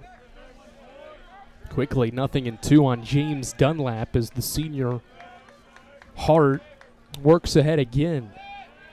No balls, 2 strikes. The pitch to Dunlap. Another fastball, just a little bit low. 1-2. Tom Griffin shakes his head from the third base dugout. He liked the spot that Hart pitched that one into Delgado's mitt. Here's the 1-2 now. Breaking ball rolled to third. Gibson keeps it in front, fields it cleanly. Long throw, a high one, but Floyd tall enough to snare it out of the air. And there's 2 outs in inning number 5.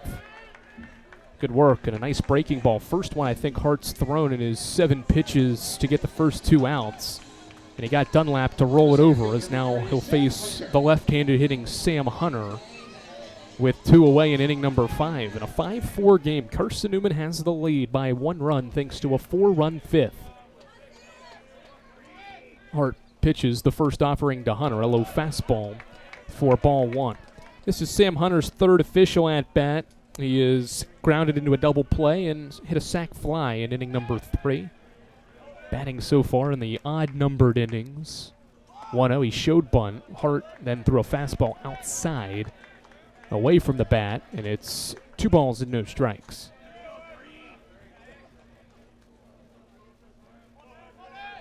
Senior from Sellersburg, Indiana, looking to toss a 1-2-3 5th. Misses high and away, and it's 3-0. Hart pitching on short rest. He has done this often. He pitched twice last weekend in back-to-back days. It's the only time he's pitched within 4 days in consecutive appearances as he tosses 4 pitches out of the zone to Sam Hunter. And it's a 2-out walk for the speedster to bring Cole Hales to the plate. And I say speedster for Hunter. He is 28 of 29 in stolen bases, and he's on base for the first time in this game as Cole Hales will come to the plate.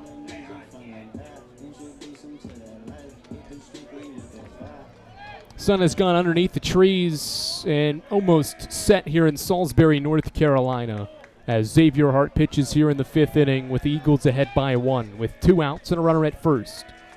Hunter with an extended lead, and he'll go on the first pitch. It's a fastball in for a strike. Throw down will not be in time. No tag even applied.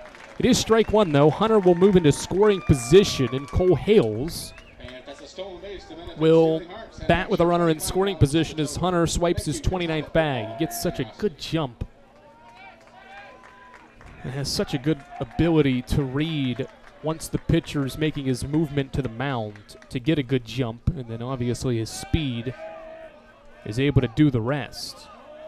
No balls and a strike, and Hart will step off and want to reset things with Delgado as he faces the cleanup hitter Hales, who has doubled and homered in his first two at-bats against the Eagles here tonight.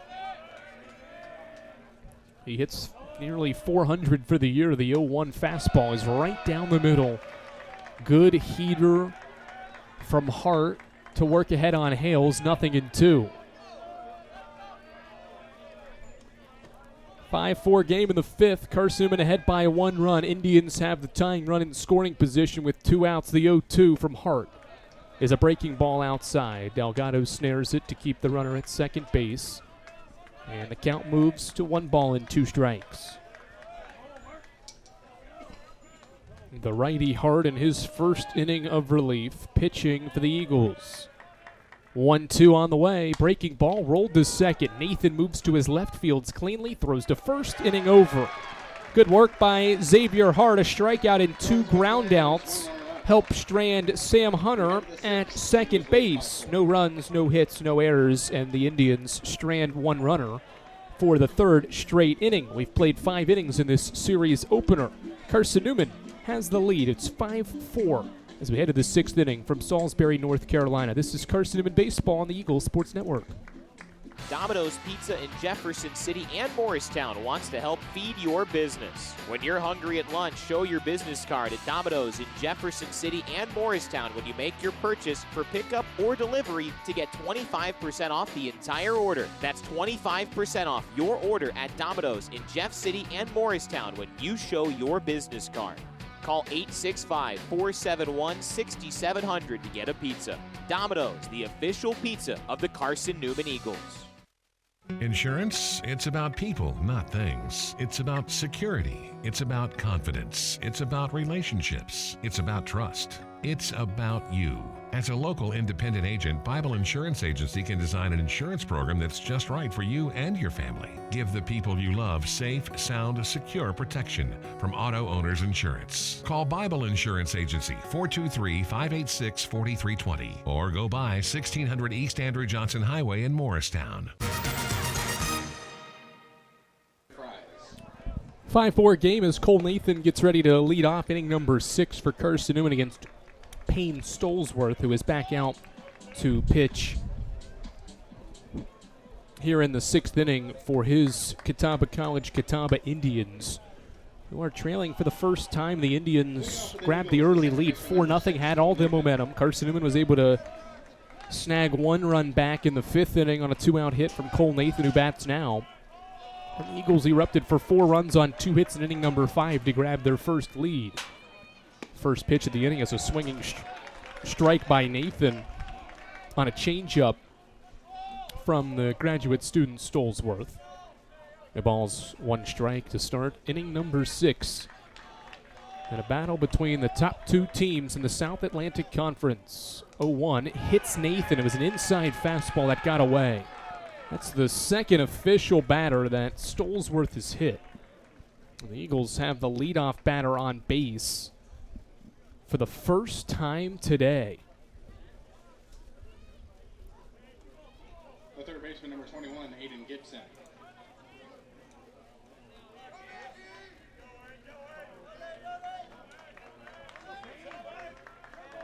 Here comes Aiden Gibson as he bats with the runner on base for the second straight at-bat, facing Stolesworth for the 3rd time. Gibson bunts it right back to the pitcher. The only play for Stolesworth will be to first base. Gibson the sacrifice.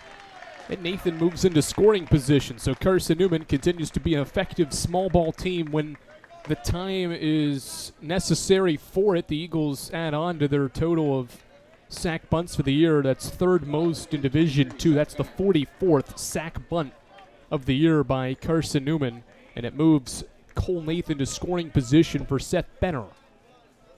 RBI opportunity for Benner, who's sitting with runners in scoring position, or one runner in scoring position with one out. As Stolzworth, the righty, lifts and pitches to Benner, a fastball that's waist high for strike one. Benner this year with runners in scoring position hits .333.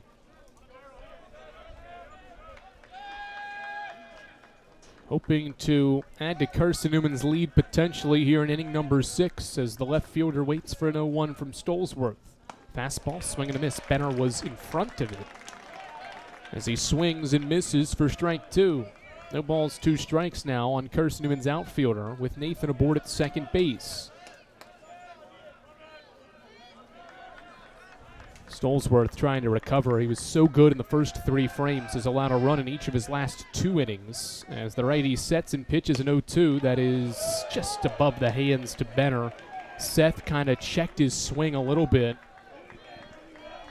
Did not go around and held back for ball 1. It was a close pitch, certainly, but just a little bit too high. 1 ball, 2 strike count on Benner with Nathan getting a lead at second to pitch. Benner takes high and outside, 2-2. Benner has seen more time in left field since his return from a concussion that kept him out for several weeks. He's been a nice little bat out there in left field for the Eagles, sitting above 300 and right at 10 RBI for the year in limited appearances. Hoping to drive in a run here. He's got good pop in his bat as well with 2 home runs for the year. 2-2. All 3 away. He has had some really good at-bats over the last couple of games. Just a few games ago against Alabama Huntsville at the beginning of this month, reached base in every at-bat he had in that game. Couple of walks, couple of hits. He's put together a nice AB here after falling behind 0-2. It's now 3-2 with a runner at second. The 3-2 is ball 4 away. That's an excellent at-bat from Seth Benner. He had to foul off a pitch in the AB as well to eventually work the walk. And first and second are occupied with 1 away as Stolzworth has walked his second guy of the day. In steps Tanner Kilgore.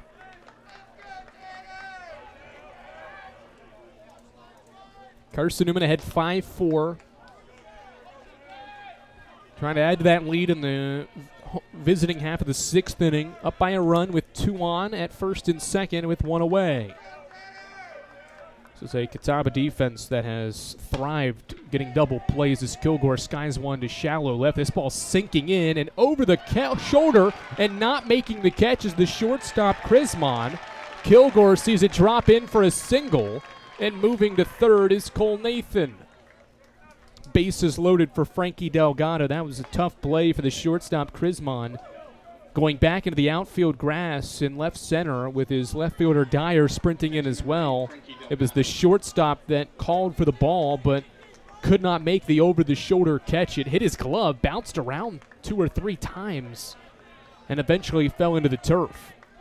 Good base running by the Eagles as well to move and not be thrown out. Bases loaded. The first pitch to Delgado's grounded right side. It's through for a base hit. 1 run is in. Kilgore's on his horse. He's headed home. The throw to the plate is late.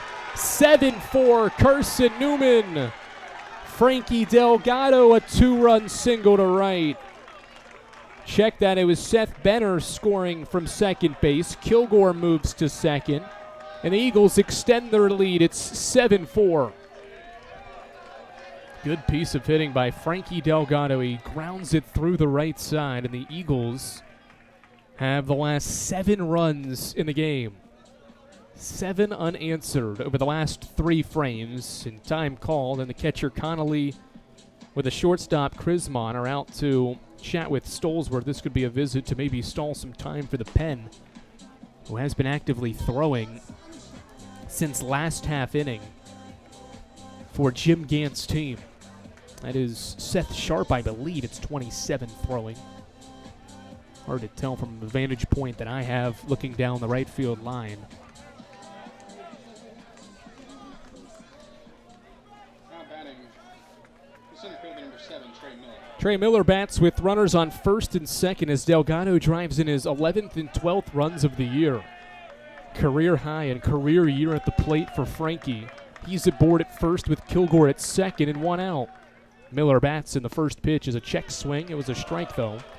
And it's 0-1 on Miller, who reached on a fielder's choice and scored, part of that 4-run fifth for Carson-Newman, who has added 2 more here in inning number 6. First and second, 1 out. The 0-1 set for Stolzworth.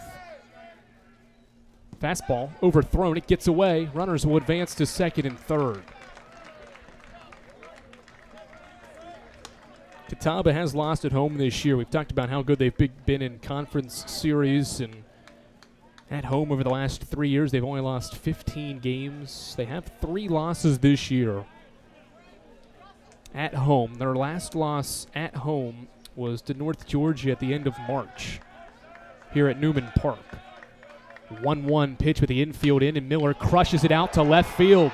Dyer going back to the wall. Miller hits it off the top of the wall. See you later. A Trey bomb in Salisbury makes it 10-4 Eagles. Miller out in front of a breaking ball to send it off the top of the wall and left. The Eagles will run Stolzworth out of the game on Trey Miller's second home run of the year and his 6th career home run. 10-4 Carson-Newman. Trey Miller extends the lead. We'll tell you about Catawba's new pitcher after this. Eagles by 6 in Salisbury here on the Eagles Sports Network. Dorm food got you down? Need a home-cooked meal? Then Lisa's Country Kitchen is for you. Lisa's Country Kitchen has been feeding Carson-Newman students for 15 years. Lisa's has a family-friendly atmosphere all day long, from the morning with her $2.99 breakfast specials to dinner with Lisa's fresh, never-frozen steaks. Carson-Newman students get a 10% discount with their student ID. Lisa's Country Kitchen on Route 92 off Old Andrew Johnson Highway. The best food for the best prices. Looking to make your home more comfortable and affordable? Maybe with a new electric heat pump or new attic insulation? And don't forget new doors and windows. AEC is here to help. We have a quality contractor network, easy financing, and incentives for home upgrades. Plus, AEC carefully inspects every job to ensure the highest quality satisfaction. Visit our website at aeccoop.org for applications, contractor lists, and more details. AEC, power what matters most.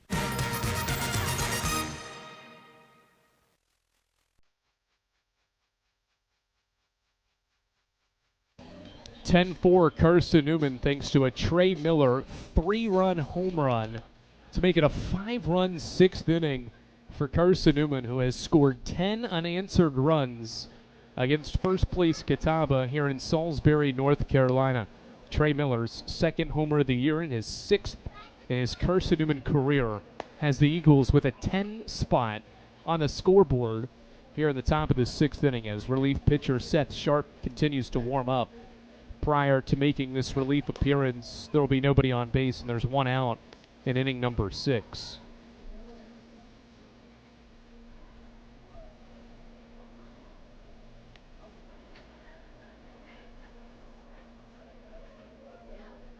Eagles will have the top of the order batting against Sharp. After Miller's home run clears the bases, Trey has allowed Carson-Newman to score now the last 10 runs in this baseball game and has control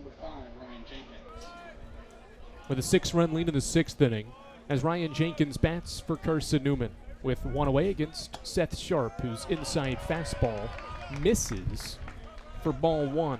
Here's some numbers on Seth Sharp. This will be his 19th appearance of the year. All are relief appearances. 25 1/3, a sub-5 ERA. It's at 4.97 as he pitches a 1-0 fastball to Ryan Jenkins to level the count at 1 ball and 1 strike. Carson-Newman has 4 wins against ranked teams this year, trying to get a 5th one and another series win potentially this weekend against a ranked foe. as Jenkins takes fastball at the knees, and he's behind 1-2. Ryan today, in his other at-bats, certainly his one in the fifth last half inning will be remembered quite well. A bases-clearing double that tied the game at 4. 1-2, high fastball makes it 2 balls and 2 strikes. Kilgore and Delgado scored for Carson-Newman on that 3-run home run. Carson-Newman in this inning has gone hit by pitch, sack, bunt, walk, single home run. 2-2 pitch from Sharp, fastball. Jenkins crushes to left field. Dyer has a nice beat on it, ranging toward his left in the left center gap. It makes the catch. 2 away now, and in steps Spencer Williams. Right fielder number 26, Spencer Williams. Good rip by Ryan Jenkins, who's hit the ball really well this year, and the average may not show it at times. He's hitting below 300, but he certainly squares up a lot of balls that are caught or are ground balls right to guys. Squared one up right there, but Dyer tracks it down for out number 2 as Spencer Williams, in his multi-hit day, come to the plate for the 3rd straight inning, and he takes strike 1 waist high. The reliever, Seth Sharp, sets and pitches to Williams, a breaking ball into the turf, blocked by Connolly for ball 1.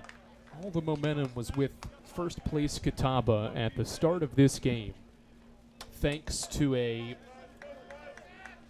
run in the 2nd inning and then 3 more in inning number 3.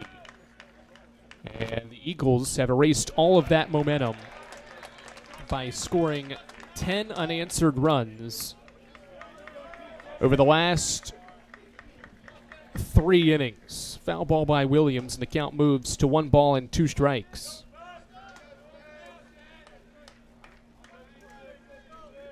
Seth Sharp, the right-handed reliever, sets with the glove at his belt. Looks to the third baseman and now pitches a fastball high and away. 2 balls, 2 strikes. On Carson-Newman's right fielder Spencer Williams against Catawba's reliever Seth Sharp, who relieves Payne Stolesworth, who goes 5 1/3 and allows 7 hits and 10 runs. The 2-2 fastball fouled back by Williams. Official line on Stolesworth: 7 hits in his 5 1/3, 10 runs, 9 of them are earned runs. He walks 2 and strikes out 3. His most earned runs he's allowed in a game this year comes against second place Carson-Newman, and they've all come in the last 3 frames. Still a 2-2 count on Williams, and the next pitch is a swing and a miss by Williams. He was behind the breaking ball, and it's strike 3, inning over. But Carson-Newman sends 8 batters to the plate and scores 5 times thanks to 3 hits in inning number 6. We have played 5 1/2. Carson-Newman has 10 unanswered runs and leads Catawba College's Catawba Indians 10-4 as we head to the home half of inning number 6 after these messages. This is Carson-Newman Baseball, and it's right here on the Eagle Sports Network. My favorite thing about my community? The safety, the reliability, the people. We rely on each other, and we rely on local electric co-op. It's not just about electricity. It's about empowering community, empowering moments, empowering safety, empowering togetherness, empowering knowledge.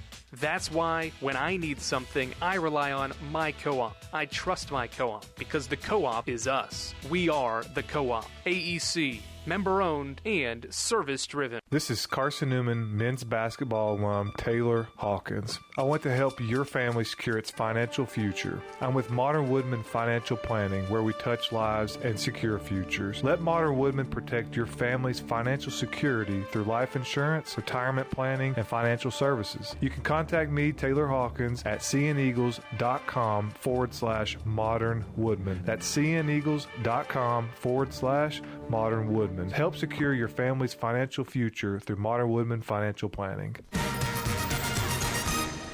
Carson-Newman by 6 runs. It's 10-4 as the Eagles send Xavier Hart back to the mound for his second relief inning out of the bullpen in a 10-4 game. He pitched in the 5th inning with his team up by 1 run. Now he pitches with a 6-run lead as the Indians will send 5, 6, and 7 to the plate here in inning number 6. Hunter Atkins, Ty Hubbard, Matthew Connolly will come to the plate. We'll tell you about some South Atlantic Conference baseball scores as we navigate our way through this 6th inning.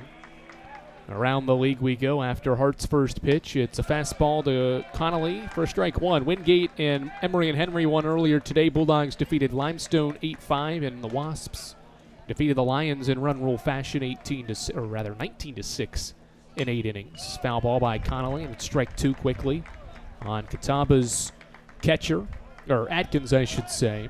Catawba's third baseman, 0-2. Lenore Ryan has a 3-run lead on Tusculum, 5-2, top of inning number 6. 0-2 fastball hit out toward right field. Williams diving after it, and it bounces into his glove for a base hit. Nice diving stop, though, to keep it from going to the wall.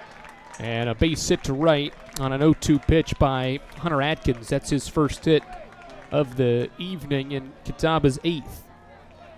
Leadoff runner aboard for the Indians for just the second time today. And in steps Ty Hubbard, the second baseman, bats from the left side. First pitch, fastball high and away, ball one. Coker has a 2-run advantage on Lincoln Memorial, 6-4. The Cobras are well out of reach for a top 2 spot in the standings, but battling for potentially third and trying to stay in that 4 spot. 1 ball, no strikes. Hart pitches a fastball by Hubbard that he fouls back for strike one. It bounces into the road and off a white Volvo in the parking lot. Newberry is tied up with Anderson at 4 runs each. That's the bottom of the 6th inning score in Newberry, South Carolina. A lot to play for at this time of the year. There's a lot of teams jumbled up at the bottom of the standings as well, fighting for a spot in the top 8 as the 1-1's outside for ball 2. 2 balls and 1 strike, the count on Catawba's second baseman, Ty Hubbard. Newberry is 11-16. This is their final series, by the way, of the year, so they need 3 wins certainly to feel good about their chances to get to the top 8. As Hart misses outside, and it's 3-1 on Hubbard. Wolves are 3rd to last in the league. He must be top 8 to qualify for the postseason tournament. Lincoln Memorial would have that 8th spot if the season ended today. 3-1, runner takes off. Fastball is lifted to left. Seth Benner is backpedaling, still backpedaling. He'll make the catch shoulder high for out number 1. Back goes the runner, Atkins, who was moving on the pitch. He heads back to first base as Hubbard flies out and moves to 0 for 3. 1 away for Matthew Connolly. Right now in the standings, just to sum it up quickly, Coker and Limestone entered the weekend tied for 4th, and they are separated by just 2 games from 10th place. So it is a jam-packed 4 through 10 in the conference standings. That pickoff attempt goes off Atkins. He is shaken up a little bit, and the ball got away, but he was not able to move and get up quick enough as Floyd chased the ball down in foul ground. He seems to be okay as he gets to his feet. The ball was low and bounced off the turf before hitting the runner Atkins. He's okay, and now he gets his lead as Hart gets ready for his first offering to Matthew Connolly, the catcher. First pitch breaking ball, swing and a miss. Strike 1 now on Matthew Connolly, who has singled in one of his first 2 plate appearances of this series opener. That Carson-Newman leads by 6.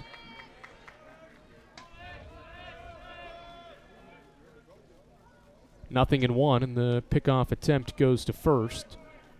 And no tag by Floyd as Atkins back with ease. Indians trailing by 6 runs. Carson-Newman has scored 10 unanswered runs here in this series opener. Still a long ways to go. 11 outs to get as Hart comes set. The right-handed pitcher offers a breaking ball that Connolly fans at. Throw to first, late, back safely is Atkins, and it's quickly 0-2. It's the first time the Indians have allowed double-digit runs in a game since they were run-ruled by UVA-Y's 17-7 back on March 14th. That's the last time Catawba lost a conference game as well. Next offering, the 0-2 breaking ball, framed by Delgado on the corner. It was too far outside, and it's 1-2. The Indians have only allowed double-digit runs on 4 occasions now this season. They've only won one of those games. 1-2 pitch, and instead Hart goes to first. Check that, 5 times the Indians have allowed double-digit runs. Shippensburg, a 14-8 loss. Limestone, a run rule loss, 10-0. A 15-13 win over Mars Hill, and a 12-11 win over Georgia College. Pitches a strike, throw down to second. Not in time. Eagles thought they had to strike him out, throw him out. Tom Griffin is out of the dugout, and he wants to chat with the umpire at second base. He thought he had a strike 3 and a second out, but then the third out at second base on a quick tag from Cole Nathan on a laser from Delgado, but in safely sliding head first was Hunter Adkins. Strikeout of Connolly is Xavier Hart's second of the game, and Logan Dyer will bat with a runner in scoring position.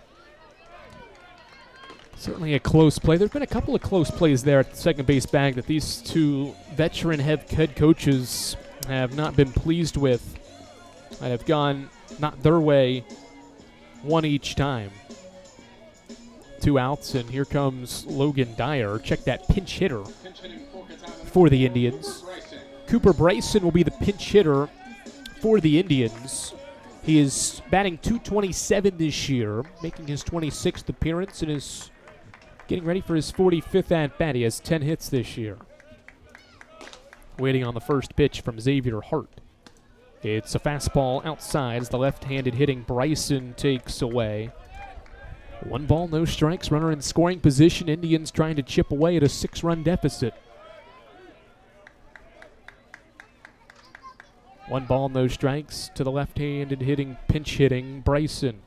Against Hart, the offering is a fastball low and inside, 2-0. Hart threw less than 40 pitches on Wednesday, 2 days ago, in his 2 scoreless innings to earn the win. We'll see how long he extends into this this relief outing for the Eagles. This being his second inning of work. The 2-0 to Bryson's a fastball at the knees for strike 1. Much to the displeasure of the Catawba faithful that has made the effort to come out for this top 15 ranked showdown in Salisbury. 2-1, and Xavier Hart calls for time, and he wants to talk with Frankie Delgado. So the senior Delgado, the senior Hart want to chat a couple of things over. It's a quick conversation. Aiden Gibson also said something on his way toward the mound. He didn't come in for the whole visit. That was very short, but he did have something to say on his way in and then back out to his bag at third. 2 balls, 1 strike. Pinch hitting is Cooper Bryson in a 10-4 game in the bottom half of the 6th inning. Runner at second base as Xavier Hart looks at him and pitches a 2-1 fastball. That's waist high for strike 2. 2 balls, 2 strikes, 2 outs. Hart trying to blank the Indians for a second straight inning. He's been on the mound, and for a 3rd straight overall. The righty comes set, extended lead at second base. Hart will pitch anyway. It's a low and inside fastball that moves the count full. 3-2. The 9-hitter is Nathan Krismon. He is on deck. Certainly this or the next batter would be big outs to avoid having to face the top of the batting order. Full count, the payoff from Hart. Fastball by him. Swing and a miss. Strike 3. Back-to-back Ks from Xavier Hart, and the Indians strand a runner on base for the 4th straight inning. We've played 2/3 of this series opener. Catawba won the first third. The Eagles have scored 10 unanswered and took the middle 3 innings 10-0. We head to the final 3 innings. Top of the 7th. Head your way from Newman Park here in Salisbury, North Carolina after this on the Eagles Sports Network.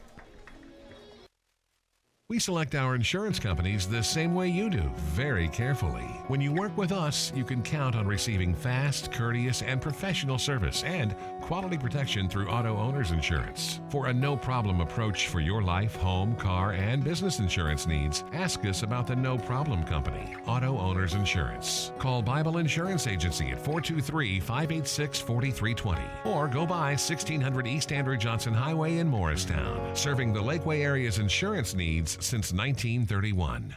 We love to cheer for our home teams, like the Eagles. It means more when we're rooting for the people we know. Did you know Tri-Lite is your home team internet provider? We're right here in Jefferson City, serving the people we know with our ultra-fast, ultra-reliable fiber broadband network. And we'd love to serve you. Learn more at trilite.net or by calling 833-847-0824. Go Eagles! Andrew Rogers, glad to welcome you back to Newman Park in Salisbury, North Carolina, where Braden Major will take the mound, and he begins to warm up and pitch here in the 7th inning for the Indians after Stolesworth's start went 5 1/3 and allowed 10 runs in his final few innings of work. And Major will try to calm down Carson-Newman's bats that have scored 10 unanswered runs, all of which have come over the last 3 innings of play. First 3 innings went to the Indians 4-0, and the next 3, the middle innings, have gone to the Eagles 10-0 in the middle innings. How do the final 3 innings go here in this series opener? We'll find out together as Logan Floyd will lead off for the Eagles to begin the 7th inning against Braden Major. First pitch, fastball, pops out of Connolly's mitt for ball 1. May have been crossed up by that pitch. I don't think he was expecting that fastball on the first pitch. It's a ball to make it 1-0 on Floyd, who's 0 for 3 in this game.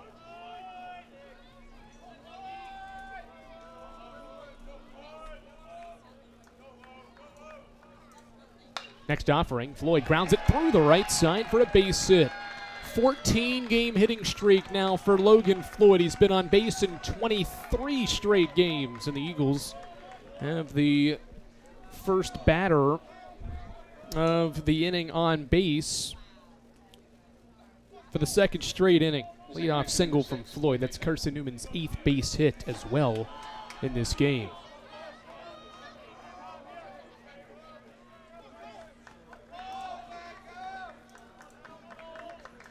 In steps Cole Nathan, who's been excellent at the plate this season in his sophomore campaign. Started Carson-Newman scoring today as he takes strike 1. With a 2-out, 2-strike hit up the middle to score Spencer Williams back in the 4th inning. And in this game, the sophomore second baseman is 1 for 2. Scoring off a hit by pitch last inning as Major picks to first. Back safely is Floyd. Major this year, a 3.7 ERA, a win and no losses. He has 6 starts this year. This is his 10th relief outing of the year. 0-1 to Floyd, or rather Nathan, is fouled off, strike 2. Major has 28 2/3 innings pitched with 23 strikeouts and 15 walks. Might be asked to give the Indians some good work here in the final few innings of this game. As coming set is the righty reliever. He lifts and pitches an 0-2 to Nathan. That's a high fastball. No balls, 2 strikes now on Cole Nathan as we work our way through the final 3 innings. Carson-Newman ahead 10-4. This is the top of the 7th inning. The Eagles have a runner at first and nobody out. Nathan's batting as he waits for a 1-2, and he'll have to wait a little bit longer as the pickoff attempt goes to first base. Carson-Newman trails Catawba by 2 games in the South Atlantic Conference baseball standings. In need of a series win to stay in the hunt for a regular season crown. 1-2 pitch from Major. Nathan stays away from the high heater again. That one was a little bit outside as well. 2-ball, 2-strike count on Nathan here in the 7th.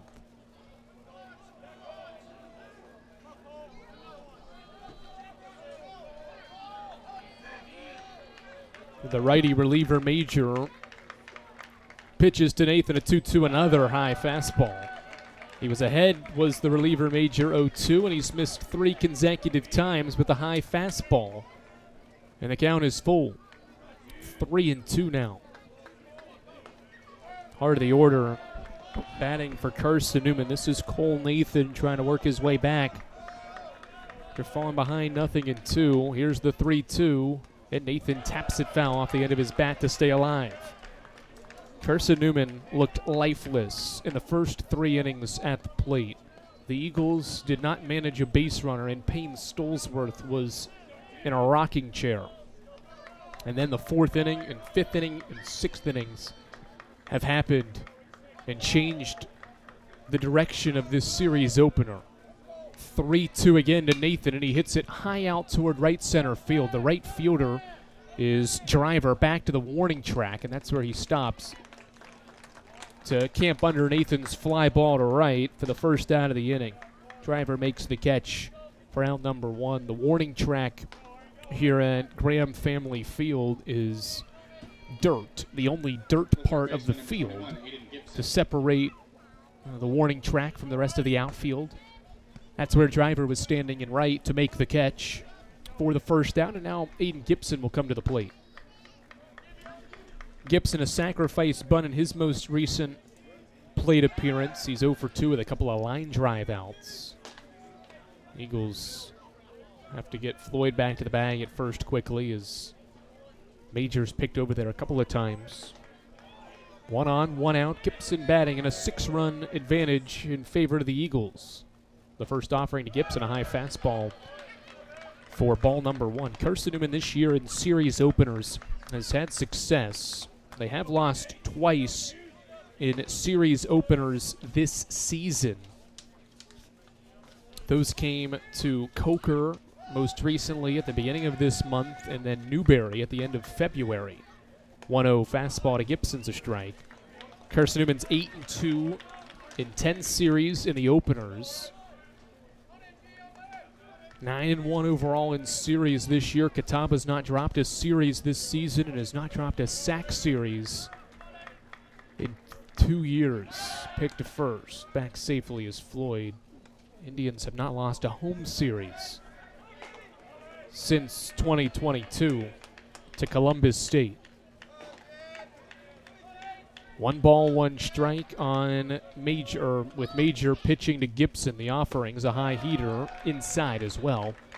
2 balls and 1 strike with 1 out here in the top half of the 7th inning. The Eagles this year, when scoring 10 or more times in a game, are also unbeaten.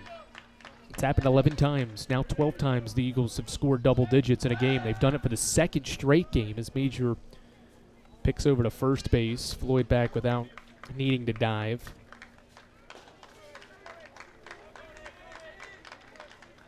It's just the 2nd time, or rather 3rd time this year, that Carson-Newman's gone back-to-back scoring double digits in games as Gibson lines one sharply to 3rd, and Floyd will be doubled up at first. That was a nice rip by Gibson, who's now 0 for 3 with 3 line drives.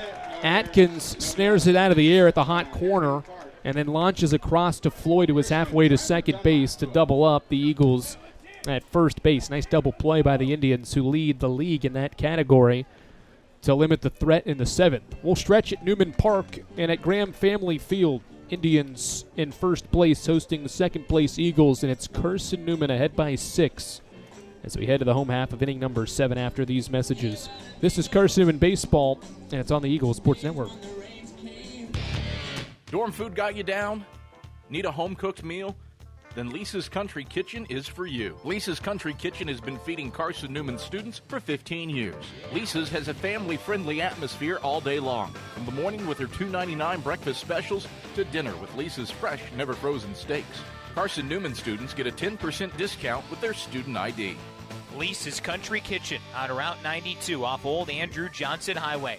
The best food for the best prices. Looking to make your home more comfortable and affordable? Maybe with a new electric heat pump or new attic insulation? And don't forget new doors and windows. AEC is here to help. We have a quality contractor network, easy financing, and incentives for home upgrades. Plus, AEC carefully inspects every job to ensure the highest quality satisfaction. Visit our website at aeccoop.org for applications, contractor lists, and more details. AEC, power what matters most.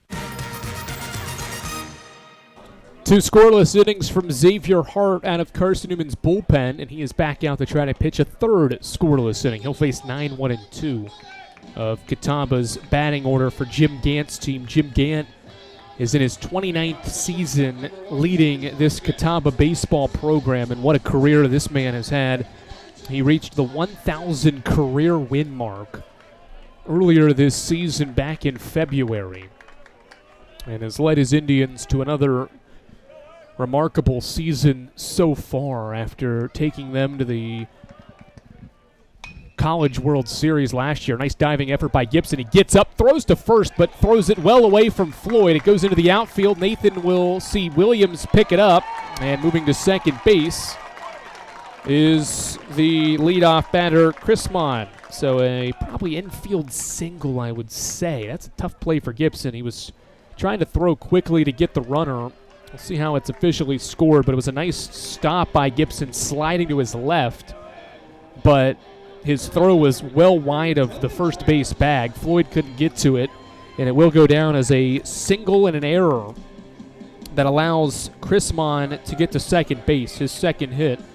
And the error by Gibson moves him to second for Dylan Driver in a 6-run game. Eagles need 9 outs. Here in the final 3 frames, first pitch to Driver, tapped foul at the plate for strike 1.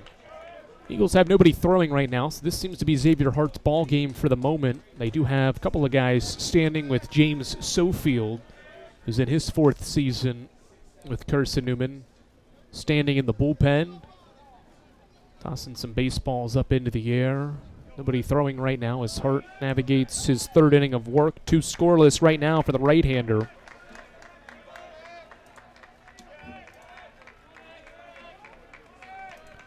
The righty comes set for a 0-1 pitch to Driver. He looks at second and now fires a fastball that's hit softly. He backhands it at the mound, and throws to first. Nice play by Xavier Hart on that ground ball back to the mound. That was not a softly hit baseball whatsoever, and Hart flashes his defensive ability with a backhand stop and throws out Driver for the first out of the inning. Runner stays at second base as well. That gets by Hurt. That is probably right near the second base bag. And it was hit relatively softly enough for the middle infielders that it would have been a tight play to get the speedy Driver. So very fortunate that Hart could come up with that. His next pitch to the 2-hitter Dunlap's hit into right field for a base hit. The stop sign goes up for Chris Mon. And runners are at first and third with 1 out. Good base hit by Dunlap, his second hit. Catawba's got double-digit hits. That's 10 now in this baseball game. And it puts runners on the corners for Sam Hunter with 1 out. Center fielder number 3 is Sam Hunter. Xavier Hart is pitching for Carson-Newman this season, 11 2/3 on the road, and he's only allowed 1 earned run. There's 2 runners on base right now as he pitches here in the 7th inning in a 6-run game. The righty sets and pitches to Hunter. A fastball by him. Foul tipped into Delgado's mitt for swinging strike 1.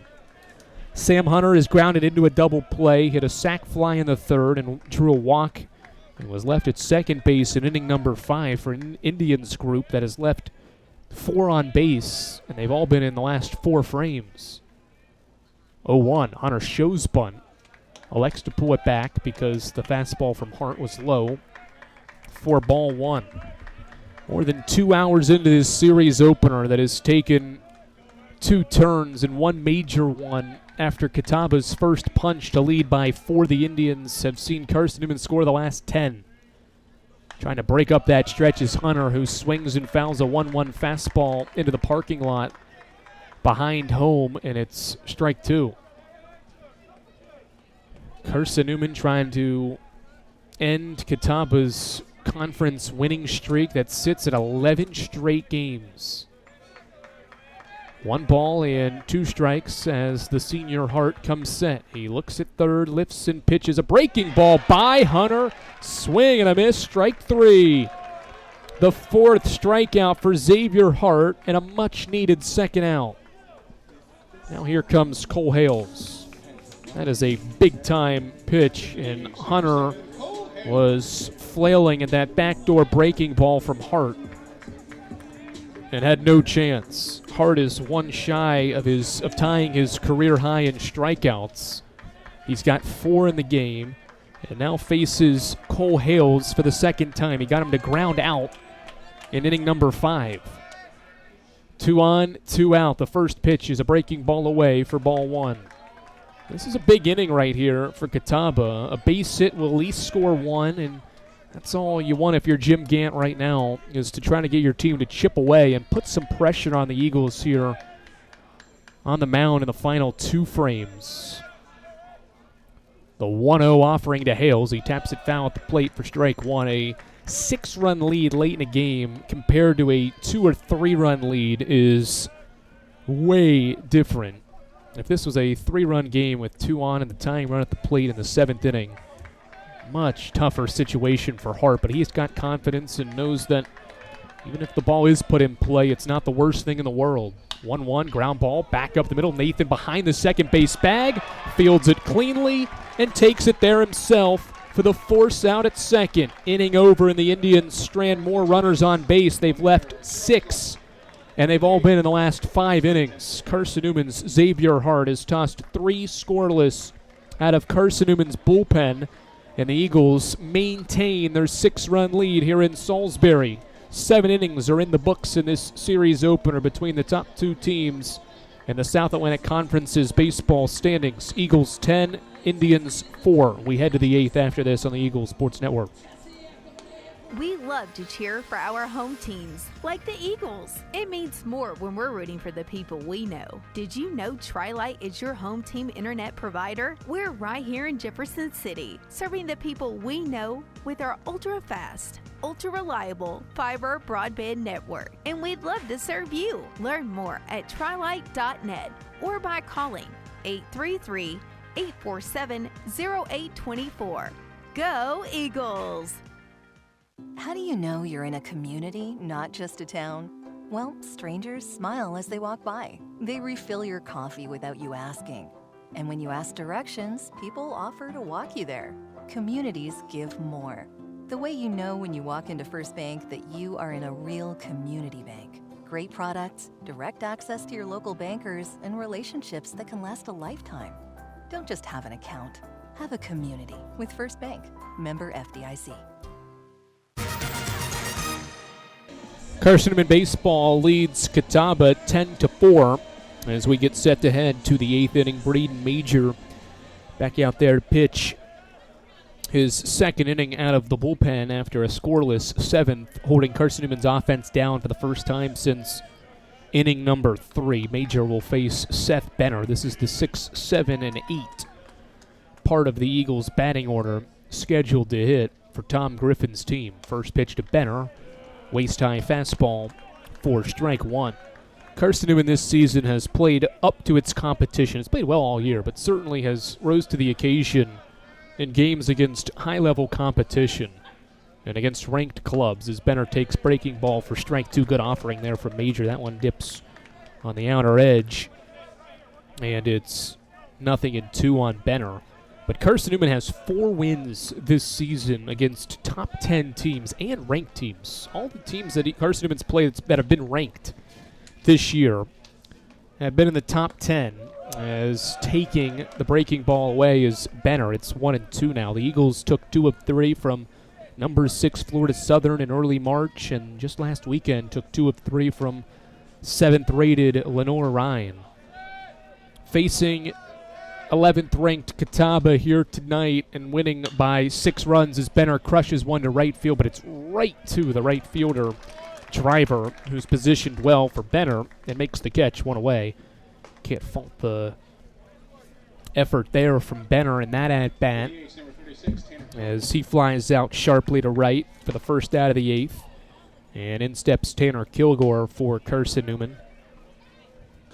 Frankie Delgado's next. He's got 2 RBI. Kilgore has scored twice and has scored both times he's reached.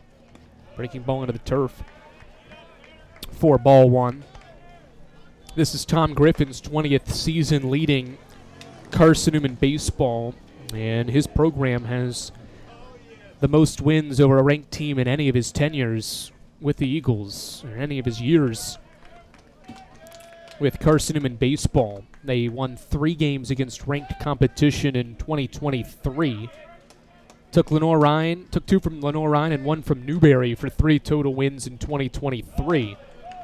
Have achieved 4 ranked wins this year, and in his tenure have only won 9 games against ranked teams on the road. Trying to get win number 10. A couple of balls here to Kilgore in a row. It's 2-1 as he waits and takes breaking ball low into the turf for ball 3.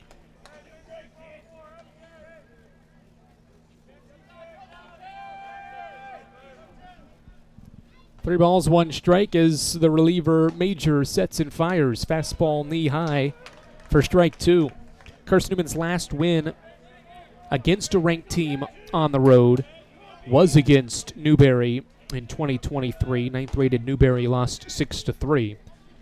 The Eagles have 2 wins since COVID on the road against ranked competition. Kilgore takes ball 4 low, and he's reached for the 3rd straight time. Hit by pitch, single, and now a walk. Puts him on base for Frankie Delgado with 1 out in the 8th. And Kilgore will be relieved on the bases for Kylan Hornbuckle.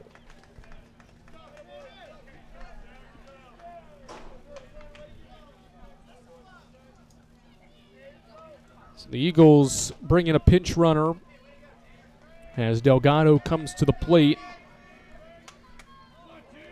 here in the 8th inning.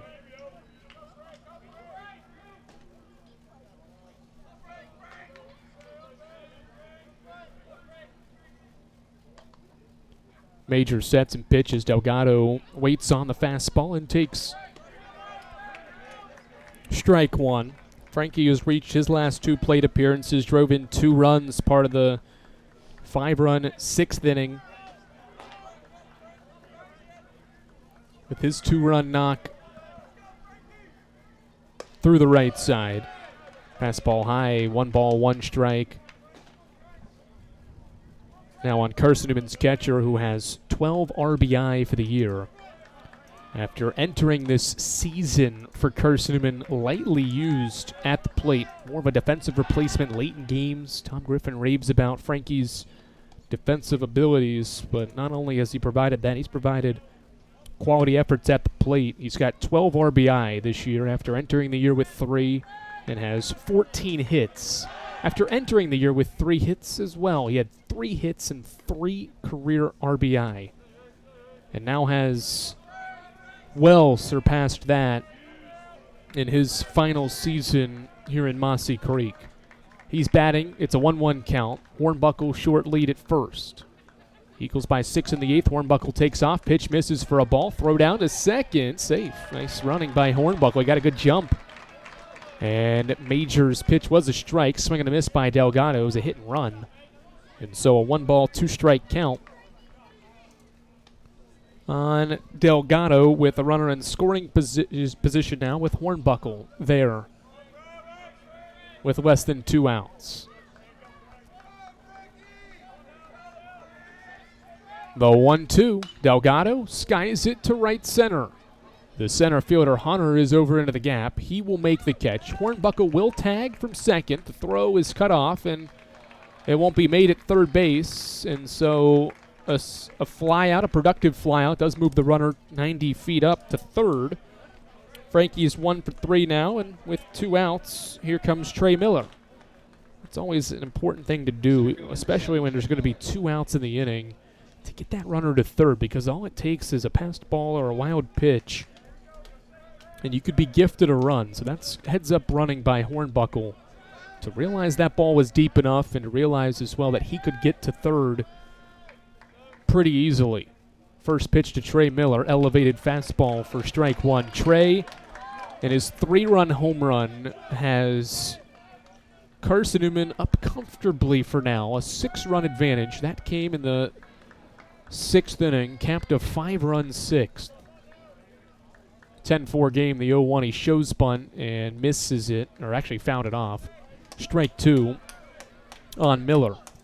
We'll take you around the South Atlantic Conference baseball schedule and scores as we work our way through the 8th inning. We're almost 2.5 hours into this game, and so some other scores as well might be close to wrapping up as well. We'll do that in the bottom half of this inning as Miller bats with 2 strikes and 2 outs. Runner at third. The pitch is a high fastball for ball 1.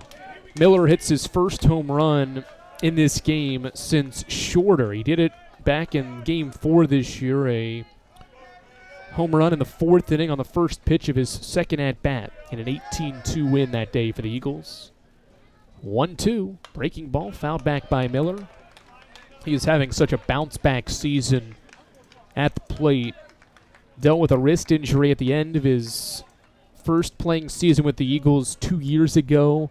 A year he hit 335 games. Last year, only hit 200 and only had 8 RBI. And this year, he's got 31 RBI and 43 hits. He takes called strike 3 here, though. Nice breaking ball from Major. And the inning ends with Hornbuckle left at third. Carson-Newman puts some pressure on the reliever Braden Major, but leaves Kylan Hornbuckle on third base. Just the second runner Carson-Newman's left on base in this baseball game. 10-4 as we head to the home half of the 8th. Xavier Hart back out for another inning of work out of the pen. He's been terrific, and we'll find out together if he can stay that way when we come back to Newman Park with the Eagles ahead by 6 on the Eagles Sports Network. We select our insurance companies the same way you do, very carefully. When you work with us, you can count on receiving fast, courteous, and professional service and quality protection through Auto Owners Insurance. For a no-problem approach for your life, home, car, and business insurance needs, ask us about the No Problem Company, Auto Owners Insurance. Call Bible Insurance Agency at 423-586-4320 or go by 1600 East Andrew Johnson Highway in Morristown, serving the Lakeway area's insurance needs since 1931. We love to cheer for our home teams, like the Eagles. It means more when we're rooting for the people we know. Did you know Tri-Lite is your home team internet provider? We're right here in Jefferson City, serving the people we know with our ultra-fast, ultra-reliable fiber broadband network. And we'd love to serve you. Learn more at trilite.net or by calling 833-847-0824. Go Eagles! Xavier Hart back to the mound for Carson-Newman, who holds a 6-run advantage on Catawba, who has won 15 of its 18 home games this year and has won 11 straight South Atlantic Conference games. That streak's in jeopardy as the Indians come to bat in the 8th with 6 outs left, trailing by 6 runs, all because of a 10 unanswered runs stretch for the Eagles here that is still active. And all happened in the middle innings, 4, 5, and 6, as Hart drops in a breaking ball to Hunter Atkins for strike 1. Happened in innings 4, 5, and 6. 1 in the 4th, 5 in the 4th, or 4 in the 5th, and 5 in the 6th inning as Atkins grounds one sharply foul at third, and it's 0-2 quickly. The Indians entered this game, ready for this, plus 40 in the middle innings of baseball games this season. Eagles have a plus 10 advantage today as the breaking ball from Hart on an 0-2 is away for ball 1. On the flip side, Carson-Newman has been, as well as for the most part, been pretty well balanced with its efforts in sets of 3 innings. 1-2 to Atkins, he taps it foul off his foot. Eagles in middle innings coming in are plus 58 for the year. Strong have the Eagles been in the middle innings. They've outscored opponents 313 to 185 this season. Most runs the Eagles have given up in sets of 3 innings are by far the first 3. Swinging a drive through the right side. That's a line drive single for Hunter Atkins for a base hit. He's got a 2-hit day. That's Catawba's 11th hit, but Carson-Newman, as it did last weekend, has pitched so well with runners on base, and the defense has backed up the pitching as well. Leadoff guy aboard for the Indians here in the 8th. Atkins started the 6th inning as well, and he singled then as well, but was left there. Catawba has the leadoff batter aboard against Hart for the 3rd straight inning. What can they do this time? Eagles have nobody throwing right now, but a couple of guys just stretching, standing around as Hart's fastball is fouled off by Hubbard for strike one. It's going to be interesting to see how Carson-Newman utilized its bullpen in this game, because some of the guys they used on Wednesday, the likes of Branson Angel and Xavier Hart, especially middle and long relief guys, pitched 2 innings. And on short rest, it's been Hart that's been called upon for an extended period of time as he gets another fastball that Hubbard fouls back. He was late on it again, and it's strike 2. Hart has been terrific for Carson-Newman. And Tom Griffin and company riding him here with a 6-run lead, needing 6 outs to win the series opener against number 14, or rather number 11, Catawba. No balls, 2 strikes the set for the senior. The pitch is well outside. Delgado slides to his left to keep that one away from the backstop, 1-2. Hart has gone 4 innings complete one other time. That was a career-long 4 innings of 1-run ball against Anderson, in which he got his first career win back on the 21st of March. Fastball lifted foul toward the Eagles' bullpen and out of play. It stays 1-2. Hart has pitched into the 4th inning of a outing in his career now for the 3rd time. He did it against UVA Wise as well. That was 8 days after the effort against Anderson, March 29th. 3 1/3, 3 hits, 3 runs. Right now he's gone 3 scoreless, scattering 4 hits. A 1-2 again to Hubbard, a low breaking ball in the turf, 2-2. Indians have out-hit Carson-Newman 11-8, but trail by 6 runs. Eagles have only left 2 on base, while Catawba's left 6. And has just got 3 hits with runners on base. The 2-2 pitch, fastball low, 3-2, throw to first. Floyd snares a low throw and never made a tag because it was away from the bag. Full count, Hubbard's working his way back. Trying to put a couple on board here for the Indians. Crowd clapping. Eagles dugout also clapping. Sensing an interesting moment here in this one. 3-2, runner takes off, ground ball right side. It's through for a base hit. Runners will be on the corners. Williams' throw is faked to third, and he'll throw the cutoff to the cutoff Nathan. And there's 2 on, nobody out in the 8th after Hubbard's single through the left side, or right side, rather, his first hit of the game. That's a good hit and run situation on a 3-2, because if the runner's not in motion, Nathan's not moving to cover the second base bag. He was on the move on the pitch to cover the bag, and Hubbard slapped it through the right side where Nathan was positioned. Corners occupied in a 6-run game with nobody out in the 8th for Matthew Connolly. Connolly extended his hitting streak to 6 games in a row with a hit with his 4th inning single. First offering from Hart is a fastball at the knees. Tom Griffin is a step and a half outside the dugout. Not completely out of it, but a little bit closer from making a visit potentially than before. He was behind some padding and leaned over. Now he's off to the side of that in the walkway area. As Hart sets and pitches an 0-1 that's grounded to short. Jenkins will take it to the bag, flip to Nathan to second, and then to first for the double play.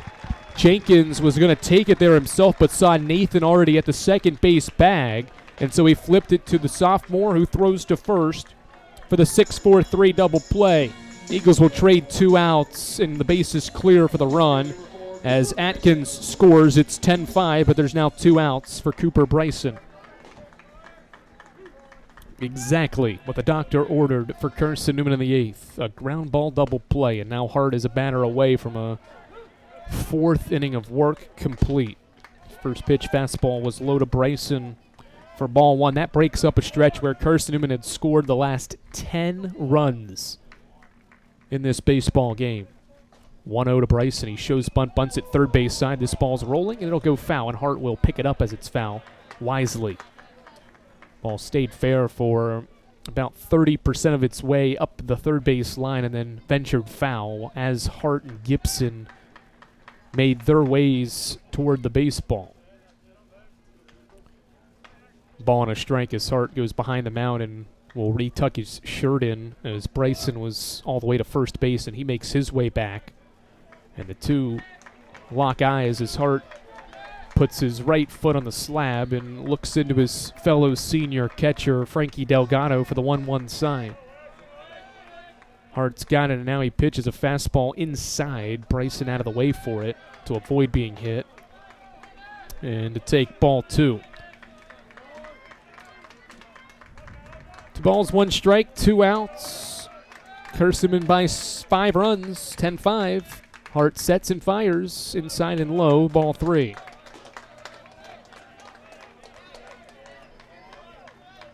Elsewhere in the league, LR a 5-run lead in the 8th, so the Bears seem poised to win and trying to stay in the top 3 and make their way to the top 2.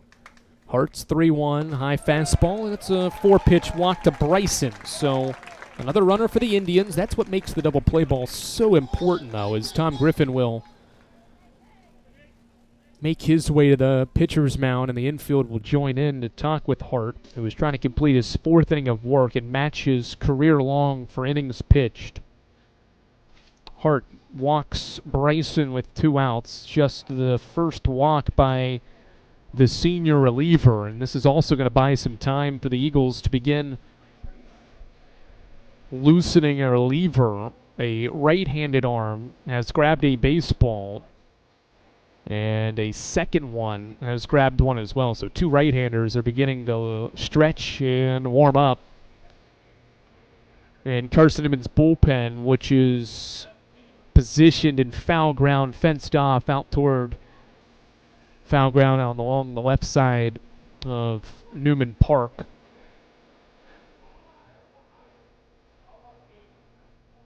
Home plate umpire comes out to break up the visit. Jim Gant has a word for Tom Griffin on Griff's way back to the dugout.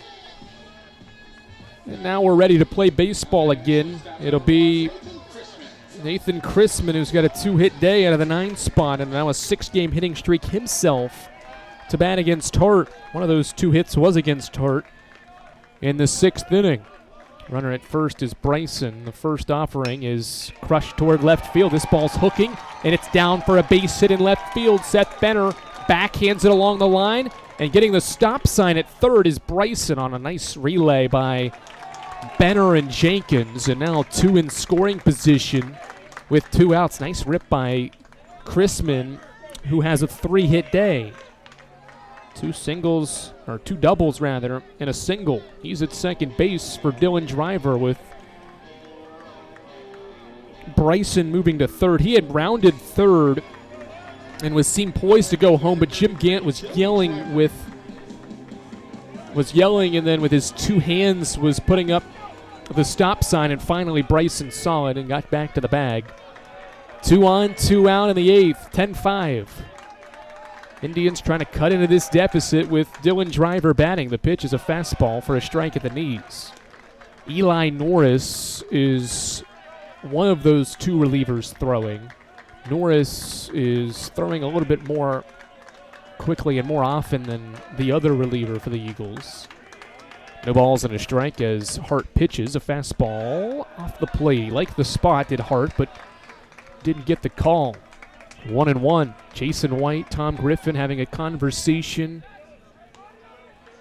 here in this 8th inning as their senior reliever Hart pitches with 2 on and 2 out, looking for the final out of the 8th. The 1-1 to Driver. Fastball, knee high to Driver, who checked his swing and takes strike 2. Jason White's got his walkie-talkie, and now he's going to make his way to the mound. So this will be the 2nd visit this inning, and so the Eagles will make a change. The infield will come in, and Jason White, the pitching coach for the Eagles, will chat things over. It's a 1-2 count, and the Eagles are going to go to the bullpen. It looks like Eli Norris might be making his way to the mound in a 5-run game with 2 on and 2 out, and the Eagles needing 4 outs. Norris has stopped throwing. There's not been an official signal. This might be just to buy some time for Norris, who's actually stopped throwing. And so Jason White will talk with the home plate umpire, and they're having a conversation, I think, about having to make a change here. And Jason White's now officially made the signal to the bullpen for the right-hander. Just an extended wait. And here comes Eli Norris, 10-5, Carson-Newman. 2 on, 2 out in the home half of the 8th. Indians down 5, but threatening for more against Carson-Newman. We'll tell you more about Eli Norris when he continues his warm-up for the relief appearance when we come back to Salisbury, North Carolina. Eagles by 5 in the 8th on the Eagles Sports Network. My favorite thing about my community? The safety, the reliability, the people. We rely on each other, and we rely on local electric co-op. It's not just about electricity. It's about empowering community, empowering moments, empowering safety, empowering togetherness, empowering knowledge. That's why when I need something, I rely on my co-op. I trust my co-op because the co-op is us. We are the co-op. AEC. Member-owned and service-driven. This is Carson-Newman men's basketball alum Taylor Hawkins. I want to help your family secure its financial future. I'm with Modern Woodman Financial Planning, where we touch lives and secure futures. Let Modern Woodman protect your family's financial security through life insurance, retirement planning, and financial services. You can contact me, Taylor Hawkins, at cneagles.com/Modern Woodman. That's cneagles.com/Modern Woodman. Help secure your family's financial future through Modern Woodman Financial Planning. Carson-Newman's top reliever and most used pitcher this season in terms of appearances, Eli Norris, is entering the game for the Eagles with 2 on and 2 out and 2 strikes on Dylan Driver. 17 innings pitched for Norris. This will be appearance 17 in his 29th of his Carson-Newman career. He has 23 strikeouts this season, 12 walks, and that's what's plagued him in his last 4 outings. He has walked 7 guys over his last 4 outings, 3 of which have been this month. This will be his 4th appearance in the month of April. And those 7 walks come after not walking a batter in 5 straight appearances as well. So a guy looking to get back on track in terms of his strike percentage and get the final out of this 8th inning. He really needs 1 strike against Driver. 1 ball, 2 strikes, 2 on, 2 out. Norris sets and pitches, fastball, foul back. Driver was sitting on the fastball and just was able to fight it off to stay alive. Good speed on the bases right now. Chris Mon and Bryson are the runners at second and third. A base hit will score 2. 10-5 game in the 8th. 2 strikes, 2 outs, 2 on. Norris sets and pitches. Breaking ball overthrown. Delgado back to get it quickly, and the runners want to stay put. 2-2. Good awareness by Delgado. That breaking ball stayed well high, and Delgado didn't even really make an attempt at it because he knew it was well overthrown, and he went sprinting back to the backstop to field the baseball. Runners stay put. The count is 2 balls and 2 strikes. Big moment here in the 8th. 5-run game, 2 on, 2 out, 2 strikes. The pitch from Norris, fastball popped up right side. Spencer Williams out there. Cole Nathan out there in foul ground. Williams calls off Nathan and makes the catch. Inning over. Eli Norris comes in and finishes off the 8th inning for the Eagles. The Indians do score once on 3 base hits, no errors, and they leave 2 more on base. Catawba's left runners on base in 6 straight innings. They've left 8 for the game. We've played 8 innings at Newman Park, and Carson-Newman's in front by 5 runs, holding on to a 5-run lead as we head to the 9th. From Graham Family Field in Salisbury, North Carolina after this on the Eagles Sports Network. Domino's Pizza in Jefferson City and Morristown wants to help feed your business. When you're hungry at lunch, show your business card at Domino's in Jefferson City and Morristown when you make your purchase for pickup or delivery to get 25% off the entire order. That's 25% off your order at Domino's in Jeff City and Morristown when you show your business card. Call 865-471-6700 to get a pizza. Domino's, the official pizza of the Carson-Newman Eagles. Insurance, it's about people, not things. It's about security. It's about confidence. It's about relationships. It's about trust. It's about you. As a local independent agent, Bible Insurance Agency can design an insurance program that's just right for you and your family. Give the people you love safe, sound, secure protection from Auto Owners Insurance. Call Bible Insurance Agency 423-586-4320 or go by 1600 East Andrew Johnson Highway in Morristown.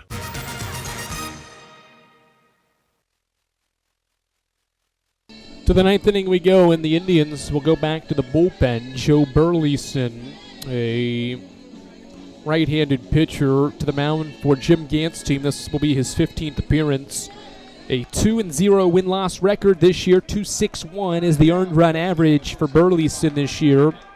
10 1/3 innings pitched. Not many appearances on the mound, or not many innings pitched for appearances on the mound, as he gets a swing and a miss by Ryan Jenkins to start the ninth. 0-1. 10 strikeouts and 10 1/3 for Burleson, 6 walks, and only 3 earned runs have scored against him. He has the lowest ERA among relievers this season, but on a low inning total number. Ball 1 to Jenkins on a low fastball. Hayden Simerson's the high leverage arm for these Indians. We'll see him probably pitch quite often. He was great as a freshman last year. Has a 3.1 ERA with 52 strikeouts out of the bullpen. As the next pitch to Jenkins is low for ball 2. Simerson, a big-time weapon out of Jim Gant's bullpen, so he won't pitch today with the Indians not winning, but expect to see him tomorrow for Carson-Newman offensively. 2-1 is popped up. It's golfed high into the air. Night sky, this one's up there high. Second baseman Hubbard backs up and fields it along the baseline on the right side of the infield, or not the baseline, but the running path for the base runners for out number 1. 1 out. Jenkins is now 1 for 5, but his only hit was a big one. A bases clearing double back in the 4th inning, or 5th inning, I should say, that tied the game. 1 away, and now Spencer Williams bats for the 5th time and grounds this one through the left side for a base hit. He takes it opposite field for the 2nd time today, and Spencer has a 3-hit day. They're all singles. Good piece of hitting, and Carson-Newman has a base runner here in the 9th. Williams continues to heat up here as the season goes on. He was hitting below 300 entering last weekend. And now his average is only going to go up, and entered the day at 308. And he's got his 5th 3-hit game of the year, in his 6th game with 3 or more hits this year as well. He's 3 for 5, and he's aboard at first for Logan Floyd, who takes ball 1 high. 1 ball, no strikes on Carson-Newman's first baseman, who extended his hitting streak last time up and slices a 1-0 pitch foul for strike 1. Floyd's been on base in 23 straight games and has hit safely in 14 straight games. Longest by an Eagles hitter this year that we have said, and we mentioned that earlier. Cole Nathan had a hitting streak of 12 games. That's the next longest, as Floyd takes strike 2. Carson-Newman has not had a player hit safely in 15 or more games in a row since Jordan Griffin in 2022. Floyd will have a chance to do that tomorrow in the opener of a doubleheader. 1-2 to Floyd. He crushes it to right center field. This ball sinking in for a base hit. Williams will stay put at second base. And Floyd's got another base hit. Another 2-hit day for the first baseman. Back-to-back singles here in the 9th. Have runners on first and second for Cole Nathan. The second baseman, number 6, Cole Nathan. Mills Rogers in 2010 is the only Eagle in the last 15 seasons to hit safely in 20 or more games in a row. Certainly that is still a ways away for Floyd, but he's capable of continuing his hit streak. It's at 14 as he reaches first base, and the first pitch from Burleson to Nathan is high for ball 1. Carson-Newman trying to win its 9th series opener and its 11th series played this season. The Eagles have won every series that they've won the opener, and they've won all but one series. That was the only one they didn't win their opener. Swing and a miss, strike one on Cole Nathan, who's 1 for 3. He singled in a run, Carson-Newman's first run, back in the 4th inning. It was Catawba by 4 after 3, and then the Eagles went on a tear in the middle innings, a middle innings surge that saw Carson-Newman score 10 unanswered runs at one point. Swing and a miss by Nathan. It's strike 2. 1 in the 4th, thanks to Nathan's hit with 2 outs. 4 in the 5th and 5 in the 6th. But Carson-Newman up by 6 runs. Catawba got a run back in the 8th to bring us to our 10-5 score as Joe Burleson pitches for the Indians in the 9th. 2 on, 1 out. The pitch to Nathan. Swing and a miss. Good breaking ball. Nathan was kind of all over the place in that at-bat. Didn't know what to expect and wasn't ready for the breaking ball on the 1-2. Out number 2 in the 9th, and here comes Aiden Gibson. Gibson's been on base in 19 straight games, and that's on the line here. He's 0 for 4, or officially 0 for 3, but has not reached base. 2 line drive outs and a line drive double play in the 7th. He's hit the ball really hard in his at-bats so far as he takes strike 1 from Joe Burleson.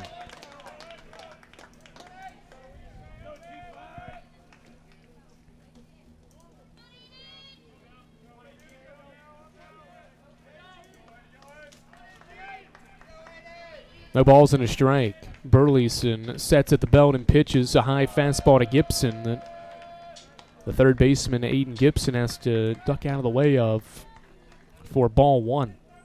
These two teams will get after it tomorrow at 1 p.m. for the first of what are 2 scheduled games here from Salisbury, North Carolina. First one will be a 9-inning game. The second one will be 7 as Williams takes off. This ball's chopped to short. On the run and throwing to first. A low throw, but it's snared out of the turf on Krisman's low throw by Dunlap. And the inning is over. Carson-Newman gets a pair of 1-out base hits from Spencer Williams and Logan Floyd, but they are left aboard in the 9th. Carson-Newman strands 2 runners and has only left 4 now in the game. No runs on 2 hits, no errors, 2 left. Carson-Newman needs 3 outs to win Game 1 of the 3-game series with number 11 Catawba, Eli Norris, to get the final 3 outs. He's on the mound warming up as the Eagles get set for the bottom half of the 9th when we come back to Newman Park in Salisbury, North Carolina after this on the Eagles Sports Network. We select our insurance companies the same way you do, very carefully. When you work with us, you can count on receiving fast, courteous, and professional service and quality protection through Auto Owners Insurance. For a no-problem approach for your life, home, car, and business insurance needs, ask us about the No Problem Company, Auto Owners Insurance. Call Bible Insurance Agency at 423-586-4320 or go by 1600 East Andrew Johnson Highway in Morristown, serving the Lakeway area's insurance needs since 1931. We love to cheer for our home teams, like the Eagles. It means more when we're rooting for the people we know. Did you know Tri-Lite is your home team internet provider? We're right here in Jefferson City, serving the people we know with our ultra-fast, ultra-reliable fiber broadband network. And we'd love to serve you. Learn more at trilite.net or by calling 833-847-0824. Go Eagles!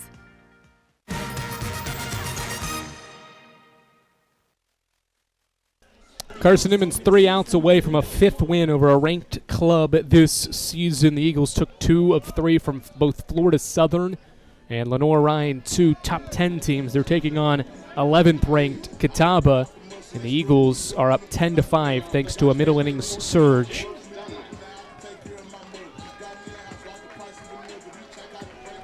Here in this series opener. Catawba crowd going to try to come to life here in the final half inning. The Eagles faithful standing as the 9th inning begins with Eli Norris set to pitch to James Dunlap, the first offering, and it's hit out high towards center field.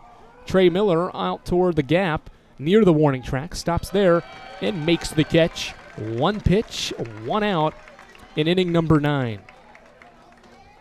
Good start. Norris entered a situation that was not a save situation, and so yes, your closer's in the game, but it's not a save situation technically, but it's still a situation to close out a win against a high caliber and high quality team. And so you're going to put your best guy, your best arm out there to close the door and not give the Indians any hope as Norris misses high and inside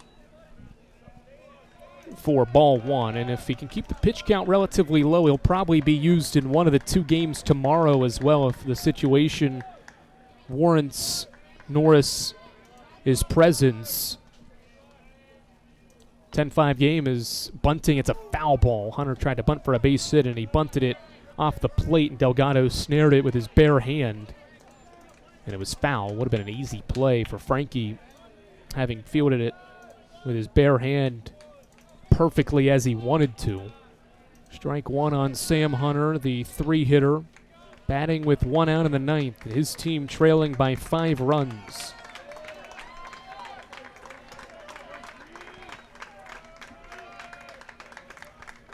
The 1-1, Norris's fastball hit off the end of Hunter's bat, foul in front of the first base dugout, and it's 1-2.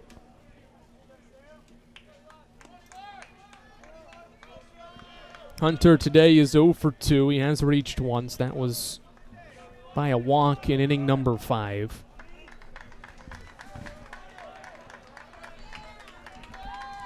Norris, the right-handed reliever, sets at the belt. He lifts his left leg and pitches. Fastball high, 2-2. Carson-Newman does have a couple of guys stretching, throwing in the bullpen. Nobody actively throwing, I should say. Just kind of tossing a ball up into the air.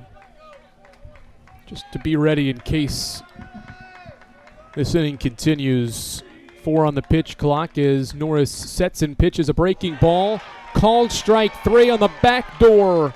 Hunter down looking, and there's 2 outs in the 9th. An excellent pitch by Norris on the corner. He went to his curveball that has so much vertical break. And he rings up Hunter, who has struck out for the 2nd time in a row. He is 0 for 3, and now Cole Hales to try to extend this series opener.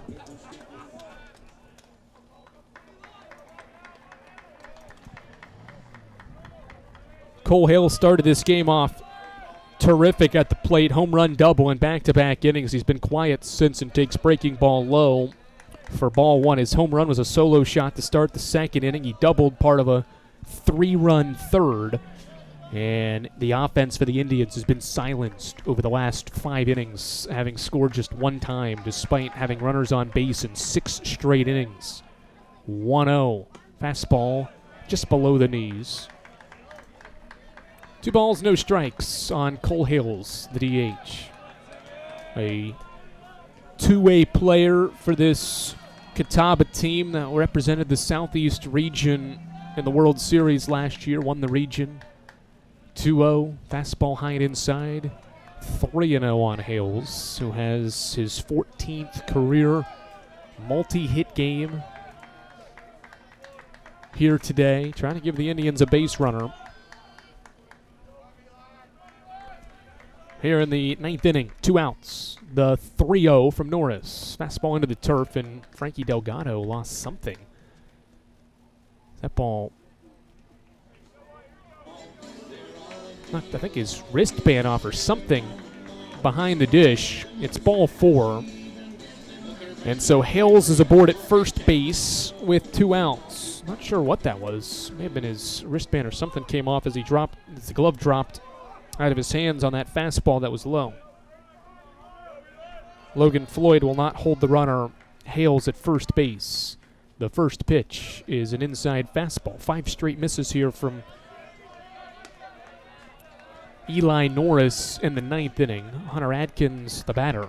Branson Angel is throwing right now for Carson-Newman now. He was stretching, lobbing a couple balls into the air, but now is actively throwing.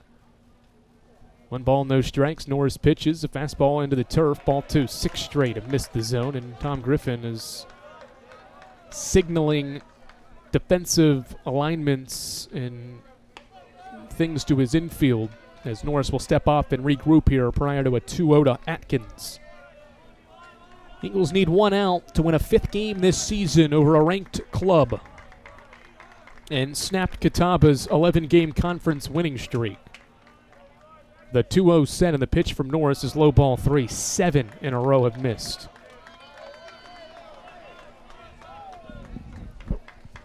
Shirley Adkins is taking all the way. We'll see if Norris can work his way back here and avoid putting back-to-back runners on via walks. 3 balls, no strikes. The pitch, fastball, knee high for strike 1. So Atkins does take all the way, and it's a 3-1 count. Atkins has a 2-hit day himself, back-to-back singles in his latest 2 appearances.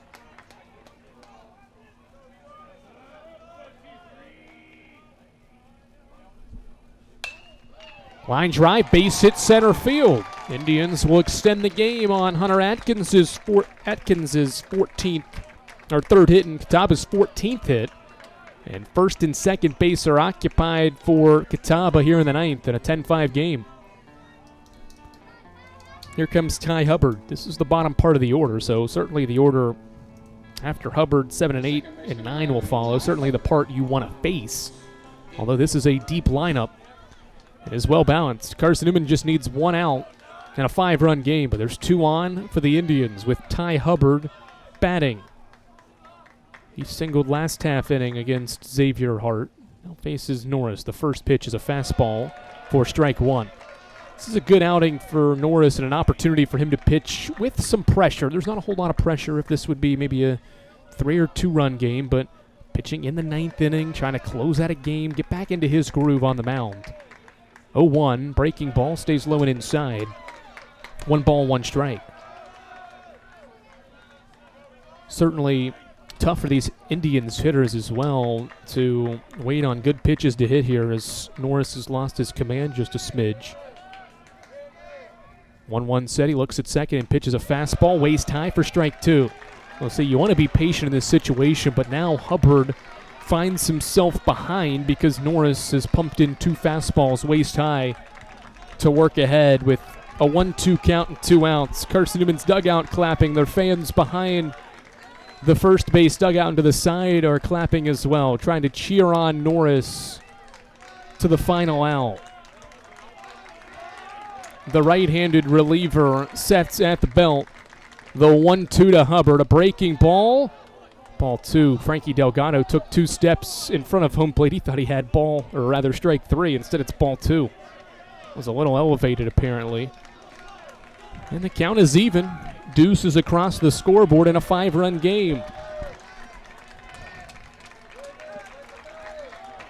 2 on, 2 out, and the 9th, the 2-2. Norris gets a pop fly in foul ground behind home plate. Frankie Delgado, we'll see it land on the concourse. And we'll continue this baseball game as we approach 3 hours in. Eli Norris trying to get the final out for Carson-Newman. An Eagles bunch that has won back-to-back games, trying to win a 3rd straight and a 5th game over a ranked club this year. Another 2-2 from Norris. A breaking ball gets away from Delgado, and runners will move to second and third. Drama continues to build here at Newman Park. Branson Angel continues to throw. He's stopped for the moment as he looks onto the field and sees the runners now at second and third. The count's full to Hubbard. 3 balls, 2 strikes, 2 outs. Norris, another opportunity to be 1 pitch away from a win here in the opener. Ground ball foul. Hubbard out in front of that fastball. We'll do it again. Again, this is a good moment for Norris, who has struggled at times in some of these high-leverage moments as of late after being so great in these chances earlier this season. Can he get back to form and toss a scoreless 9th? The fastball's grounded foul again. Once again, Hubbard out in front waiting on that fastball to keep it 3-2. Will Norris go back to the breaking ball? Do they have the trust and faith that he can toss it in for a strike here on a 3-2? Well, Norris trying to get another fastball by Hubbard in a 10-5 game. Here's a 3rd payoff from Norris. Fastball, low ball 4. There's a little inside as well, and now the bases are loaded for the Indians with 2 outs. single, or rather walk, single, walk with 2 outs have made things tense here in Salisbury. It's not going to come easy if Carson-Newman's going to win this series opener. Bases are loaded. Tying run is on deck, so the run, or the hitter at the plate is going to be a pinch hitter and represent the 9th run. Should it be a grand slam? And the pinch hitter is going to be a right-handed bat, Sean Shelley, a junior transfer from Barry University and from Clearwater, Florida. This season, Shelley has got 22 hits, batting .355 in 18 starts. This is a bench effort. Pinch hitting, first pitch swinging, and he nearly took the head off his third baseman, or his third base runner, Hales. Lordy B, that ball was crushed. Foul. And Hales had to duck immediately out of the way of that line drive from Shelley. That had to be at least 100 off his bat. And Hales somehow ducked under it. It's a long foul ball for strike one. Norris's next pitch is a fastball high and inside for ball one. Has not been a visit to the mound in this 9th inning. 1 ball, 1 strike. Still activity in the Eagles' bullpen. 5-run game, but the bases are loaded. 2 outs, the 1-1. Waist-high fastball for strike 2. Indians did not like the call, and Jim Gantz halfway down the line at third. He's upset as well. Thought that was well low and below the strike zone. Norris maybe got a favorable call. He's ahead 1-2. As the righty sets and pitches. Ball 2. That one was probably in the same spot. Frankie Delgado was out of his stance and took another step toward the plate. He thought he had strike 3 for the 2nd time in this inning. Both these teams frustrated with some of the calls potentially on balls and strikes in the 9th. Bases loaded. 2-2 set. The pitch from Norris with 2 outs is hammered foul into the trees. Way early on the fastball was Shelley. That ball will never be found. That was hit 300-plus feet foul into the trees. Shelley has hammered 2 balls foul that he's been early on Norris fastballs. He's geared up for him, but he's just a smidge ahead of it. He needs to wait a half second longer. The 2-2 again. Breaking ball. Called strike 3. It got interesting in the 9th, but Carson-Newman's Eli Norris tosses a scoreless 9th, and Carson-Newman wins the series opener over number 11, Catawba.